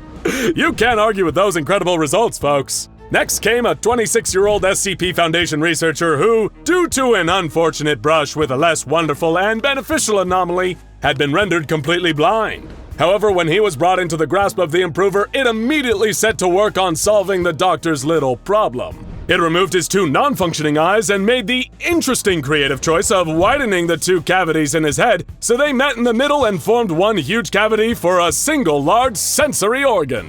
This cavity was then filled with large metal spikes resembling hair, which are far more interesting than typical eyes. During the Improver's delicate medical procedures, the scientist inexplicably entered a state of visible distress and began repeating the phrase, "It tastes all wrong." At this point, the metal cilia in the scientist's single large cavity began to grow, expanding through the roof of the cavity and into the subject's brain, killing him. We want to specify that SCP Explained and the Improver are in no way responsible for this unfortunate incident. It's entirely the researcher's fault for setting off his own metal eye cavity cilia. Before we bring this anomalous infomercial to an end, and of course before you immediately grab your credit card and buy your own Improver device, we want to sneak a few more disclaimers under the wire. For starters, the Improver doesn't work on animals. When a rat was used as a test subject, the device attempted to modify the rat into a bipedal being, removing the majority of its organs and replacing it with white paste. So if your pet rat gets sick, just take it to the vet instead. The Improver also doesn't work on corpses. It may be a miraculous piece of technology, but it's not a literal miracle worker, folks. One freshly executed D-class was presented to the Improver, and instead of operating on him, the Improver cut open his stomach and instead began constructing something out of metal he had consumed the night prior to his death. A seafood dinner. The broken crustacean parts were then constructed into a bioluminescent lobster-like creature. So if you're planning on bringing someone back from the dead, we're afraid you're going to need to take up necromancy instead. But if you haven't died yet and you're looking to improve yourself, then you cannot invest in a better product than the Improver. The one problem is that the only known prototype of the Improver is currently locked in an SCP Foundation containment site. So getting your hands on these 3 special arms may cost you your life. What? Who said attaining perfection would be easy? Did you hear that not so long ago, a 5-year-old boy went up against 12 of Russia's greatest chess grandmasters? And do you know what happened? He lost every single match. That's because winning at chess, dear viewers, isn't easy. Chess is an ancient game of strategy, cunning, and skill. It's not just about thinking one step ahead of your opponent. That's not going to be enough. Make a wrong prediction, and you could end up sacrificing one of your pieces, as well as vital space on the board. But thinking 2 to 3 steps ahead, beating your adversary's moves before they've even been made, now there's a viable strategy. Tricky, but viable. After all, if it was easy, we'd all be Queen's Gambit level chess prodigies. Eric Matthews had never been good at the game, but he had a pretty substantial reason to keep trying. And that reason's name was Brian Matthews, his father. You see, for as long as Eric could remember, his dad had regarded a high level of skill on the chessboard to be a sign of intellectual superiority. Intelligence was something that Brian put quite a considerable value on, given that he was a professor at a university in their home country of England. Some of Eric's earliest memories were of playing chess with his dad, usually on a Friday night when Brian got home after a week of giving lectures to the next generation of scholars. Obviously, with his son at such a young age, the professor would take it easy on Eric, playing in a much laxer fashion, focusing instead on teaching the boy the basics of the game. And for a time at least, it was good. It was a rare time that Eric and his academic father could spend bonding. After all, with his mother gone, his dad was all he had. But as the years passed, the game changed. By the time Eric was a teenager, Brian had stopped pulling his punches on the chessboard. He hoped his son would build on what he'd learned when they played in the past, using those skills to best his dad on the board. But to Eric, playing chess had never been about a purely educational experience. It was more about spending time with his old man. Time after time, the young man's pawns fell prey to Brian's expertly considered and far more competitive moves. Try as he might, Eric couldn't best his dad. He tried his best and never stopped putting the effort into every game, but thinking too hard about one possible plan of attack left him wide open to a counter strategy from the professor. Over and over again, he landed himself in checkmate or made illegal moves without even realizing it, every time earning criticism and chastisement from his scholarly father. Every game it got worse. It was like Eric could feel his father's gaze and the weighty expectations behind it with each move he made across the board. There were so many nights where he wondered if it would be better to give up entirely, to knock down his own king and concede. But how could he ever find any other shared interests with his dad beyond the two of them playing chess? It had become a lifeline, tethering father and son together, and to cut it now left Eric uncertain if he'd sink or be able to swim alongside Brian. He had long admired his father. His achievements in academia were impossible to avoid, with more framed certificates hung up on the walls than there were photos of the pair of them together. But the shadow it cast over him made Eric desperate to keep this one shred of common ground alive. Eric wasn't the type to give up, despite how much of an uphill struggle the situation felt like. Taking a leaf out of his professor father's scholarly ways, he decided to learn the game inside and out, every known move and strategy. He would research the entire history of chess itself, if that's what it took to play with the same skill as his dear old dad. Over the coming weeks, Eric checked out every book at his local library on the subject, beginner's guides, advanced rulebooks, and even a few volumes on notable players throughout the extensively long history of the game. Along the way, a chapter of a certain book stood out to Eric. It described a chess prodigy from Russia who had created an early mechanical chess device known as the Samurai. It had been designed to be a traveling curiosity and would sit playing chess games against volunteers taken from a spectating audience, each one of them having forked over some of their hard-earned money to watch this man-made wonder. The Russian chess prodigy's young daughters also had a love for the game. Seeing that gave Eric a pang of jealousy, wondering if those daughters had as much trouble playing their own father as he did with Brian. But at least there was an underlying shred of hope there too. If this father and his daughters could bond over chess, maybe there was a chance for Eric and his dad too. Sadly, it's one thing to try and learn all the facts you can about chess. It's an entirely different beast to put all that information to use and apply it to an actual game. Despite having read every book he could get his hands on, Eric still couldn't best Brian at the board. It was like nothing had changed. His father barely noticed when Eric tried to replicate movesets he'd read up on, and still managed to not only counter those moves, but check his queen in the process. So practice, Eric thought. After all, practice was supposedly meant to make perfect, right? The plan was simple. if he practiced his chess moves enough times and figure out how he could call on what he'd learned, then he might stand a chance at winning when he and his dad played each other. There was just one hiccup to this plan. Eric needed someone to practice against. The only other person in the house was Brian, meaning it was that hiccup that turned into a problem almost big enough to stop Eric in his tracks. That is, until he went into his father's lab. It was under the house itself, a sort of sub-level, maybe used as a basement or cellar by the previous owners. But since Professor Matthews and his son had lived there, the entire room had been remodeled into an at-home laboratory. Not a terribly advanced one, of course. This was the early 90s after all. The majority of Brian's time, even when he was at home instead of working at the university, was spent on his own, downstairs in the lab.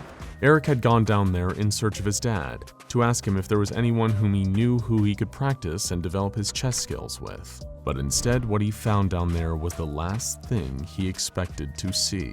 Not that he had any clue exactly what it was at first. The thing was some kind of bizarre contraption, a collection of components that didn't seem to be in any logical configuration. However, it was primarily composed of something that Eric recognized all too well. A chess table. This one was metal, steel to be precise, and seemed to be hooked up to some sort of computer. While back in the 90s, computers were hardly as commonplace as they are now, Eric had seen a fair few at school and the library. Although, this one was different. It seemed old, far older than Eric thought computers had been around for. As far as he knew, they'd only really come to prominence in the mid-80s. But this computer looked like it predated even that period. Noticing another part of the contraption, a large steam engine with the words, "Manufactured by Maudsley, Sons and Field, established 1840" engraved on one side, made it seem that this whole device had been around since the Victorian era. The next part that caught his eyes was the chess pieces themselves, each one standing neatly in its place on the board. They looked delicate, intricately carved from some smooth substance. For a moment, Eric toyed with the thought of how they could even be made from bone, noticing how each pawn, knight, rook, bishop, king, and queen were all about the size of a human finger bone. He dismissed the idea. Nobody would ever do something like that. Eric grabbed a sheet covering a large component hooked up to the mess. Lifting it away in a swift pull, it unveiled what was sitting beneath, a full suite of 18th century samurai armor. Eric looked closer at the embellishments on the surface of the pauldrons. He was no expert on feudal Japan, but it looked authentic enough to be the real thing, if not a very close approximation. Taking a look at the collection of oddities all tethered together in his father's lab, a certain detail of all his chess research came to the forefront of Eric's mind. The armor that had given it away. This was the samurai, or at the very least, a crude homemade version of it that his dad had put together. But if it worked, it was also something to practice against. It didn't take Eric long to start tinkering with the contraption, trying to get it to work. All the while, the question of why his dad owned such a thing kept drumming up noise in the back of his head. Had Brian built it, or was this the original made by that Russian chess prodigy? Was this machine the reason that Eric's dad possessed such an unbeatable skill at chess? And would using it give him the edge he needed to best him at the game and earn his father's respect? After what felt like hours upon hours of trial and error with a machine he could barely comprehend, Eric seemed to have cracked it. As far as he could tell, the steam engine powered the whole contraption and could be set to 5 different speeds, labeled on the side in Roman numerals. The power from the engine was then fed to some kind of sophisticated mechanism that was within the suit of samurai armor, allowing it to move, and what appeared to be a series of electromagnets that moved the chess pieces and kept them on the board. Flicking it onto the 3rd highest of the 5 speed levels, the machine whirred into life. The sound of creaking and grinding of metal filled the lab. Kneeling opposite, Eric went to make the first move, only to stop himself. It wasn't that he changed his mind about practicing against the samurai, but because of the speed he'd set it to. Determining that the settings might have correlated to difficulty levels, Eric figured that if he really wanted to get the most rigorous practice, to really hone his chess moves, he needed to commit fully. Reaching for the dial, he turned the device up to its 5th and highest speed. then made his first move. He pushed one of the bone-colored prawns forward by a single square and waited. A split second passed, and the arm of the early automaton responded with its first countermove. It was quick, almost moving with the same natural fluidity and speed as an actual human being, albeit still with a little bit of creaking and some slight clockwork-like stutters. But it worked nonetheless. The machine could play. The tension over the first game was palpable, forming a layer of sweat over Eric's forehead. Every whir and tick of the machine gave the impression that they were playing with a stop clock timing each of their moves, adding to the urgency. Despite this, Eric Matthews tried his best to stay calm. This was practice after all, a dry run, not the inevitable game he'd play against his dad. With every move he made, his heart drummed against his ribs, uncertain he'd made the right call. Each time the robotic hand cruelly knocked over one of his pieces away, Eric felt a surge of frustration, but told himself to quell it. He kept focused, using what he'd researched to adapt and respond accordingly to each of the machine's moves until checkmate. He'd beaten it. He might have lost everything save for a knight, a rook, his king, and queen, but he had won. Trapped without anywhere else to move on the board, the metal finger of the automaton conceded the game, knocking over its own king in resignation. Panting, heart racing from the sheer excitement of being on the winning side of a game, Eric hurriedly gathered up and reset all the pieces. He had to go again, not just so that he could be certain it wasn't a fluke, but to make sure he had what it took to take on his professor father. Back and forth Eric went with the chess machine over and over again. They were fairly evenly matched, it seemed. Eric won the second game, only to be best on the next two, but it was sometime afterward, he had lost count of exactly how many rounds later, that things started to change. Maybe it was the age and condition of the Victorian-era chess computer, the natural wear and tear stopping it from functioning properly, but Eric noticed that the samurai started to make moves that were illogical, that practically offered him the upper hand with no discernible strategy behind them. Then its movements became flat-out illegal, disregarding the directions and number of squares each different piece was allowed to move. Before long, it was moving them erratically around the chessboard, refusing to cooperate and forcing Eric to call an end to the day's practicing. Unfortunately, it wouldn't be the end of the unusual things that would happen that day. "Did you send me that weird email?" was the first question Eric's dad asked him when he returned home, looking noticeably under the weather. Confused, Eric said that he had no idea what his father was talking about. Professor Matthews then went on to describe what he'd received on his work computer. It had been an email, with a file attached to it named Shakmati, a word in Russian that translates to chess. Embedded in the email below, although it had taken a long time to load, being opened on a 1990s computer, there had apparently been a photo as well. "It was rather odd, Eric," Brian went on. "Quite unnerving, to tell the truth. Black and white, all sort of distorted and stretched, but it looked like two young girls, one grinning and the other screaming. I've been feeling, well, not quite myself since I saw it." With that, Brian excused himself, stating that he'd been suffering from headaches and a high temperature, and as a result needed to go and lay down. It wasn't like his father to get ill, Eric thought. But of course he had no reason to assume it was anything serious. Probably just a spate of fatigue after a long day of teaching at the university. No cause for concern. If only that's all it was. Within a few hours, Brian was completely restless, so unable to sleep that simply taking a nap was impossible. He kept calling to Eric, complaining of the sound of childlike laughter coming from somewhere in the house, but his son hadn't heard anything. By the time the sun went down, Eric was trying to calm his dad down through a rush of intense anxiety that gripped him. Brian had been claimed to be hallucinating, seeing the warped faces of two girls that frightened him half to death. It was getting late, long past the time that they usually played chess together. But for now, Eric's mind was focused solely on helping his dad. For a while, he seemed to be able to calm his father down, only to realize Brian wasn't settled at all. He was awake, eyes open, fully conscious, but wasn't responding at all to Eric asking if he was alright. Instead, the accomplished academic just stared blankly into space. Eric had been up all night, exhausted, worried for Brian's safety, and completely clueless about what was happening to him.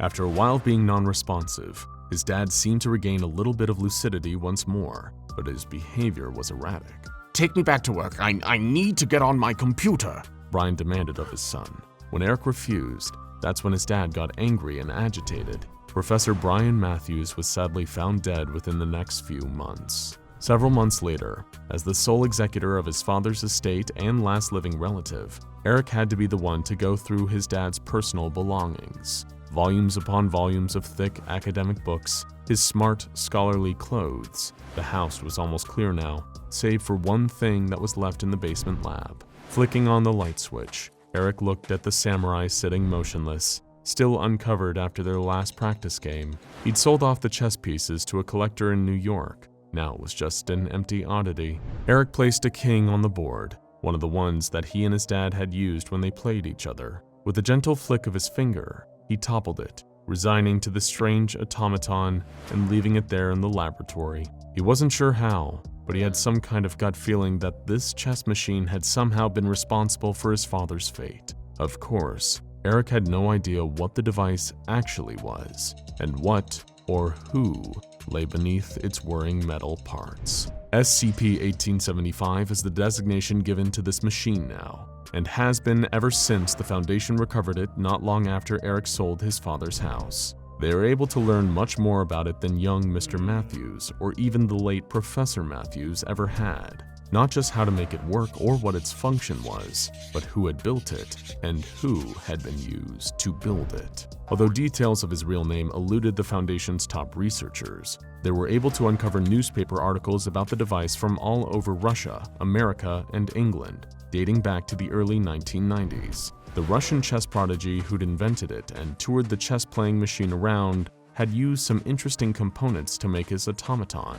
Maybe they were what derived its skill at the game, and its apparent temperament when the device was made to play at maximum speed for too long. He had used his daughters to make the machine. Deep within the heart of this early form of computer, the two girls' brain tissue had been hooked up to the electromagnets. The machine's moves were theirs, each pawn or rook shifting across the black and white squares of the board. Every rule or strategy their prodigy father had taught, it all determined how the device played.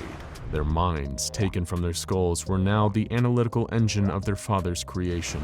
The bones of their fingers he'd carved into chess pieces. Over the coming weeks, the Foundation naturally ran their usual slew of tests on SCP-1875, playing multiple games of chess against it. Every time, they increased the machine's 5 levels of speed, until it started behaving erratically while on the highest setting. Shortly after, every member of personnel working on SCP-1875 received a bizarre email. It contained a file named with the Russian word for chess and a photograph of the stretched, distorted, smiling, and screaming faces of 2 young girls. Faces that you might be seeing very soon. Now go and check out SCP-1733 Season Opener and SCP-1984 The Dead Hand if you're in the mood for more tales of technological terrors and other chaos-spreading computerized creatures.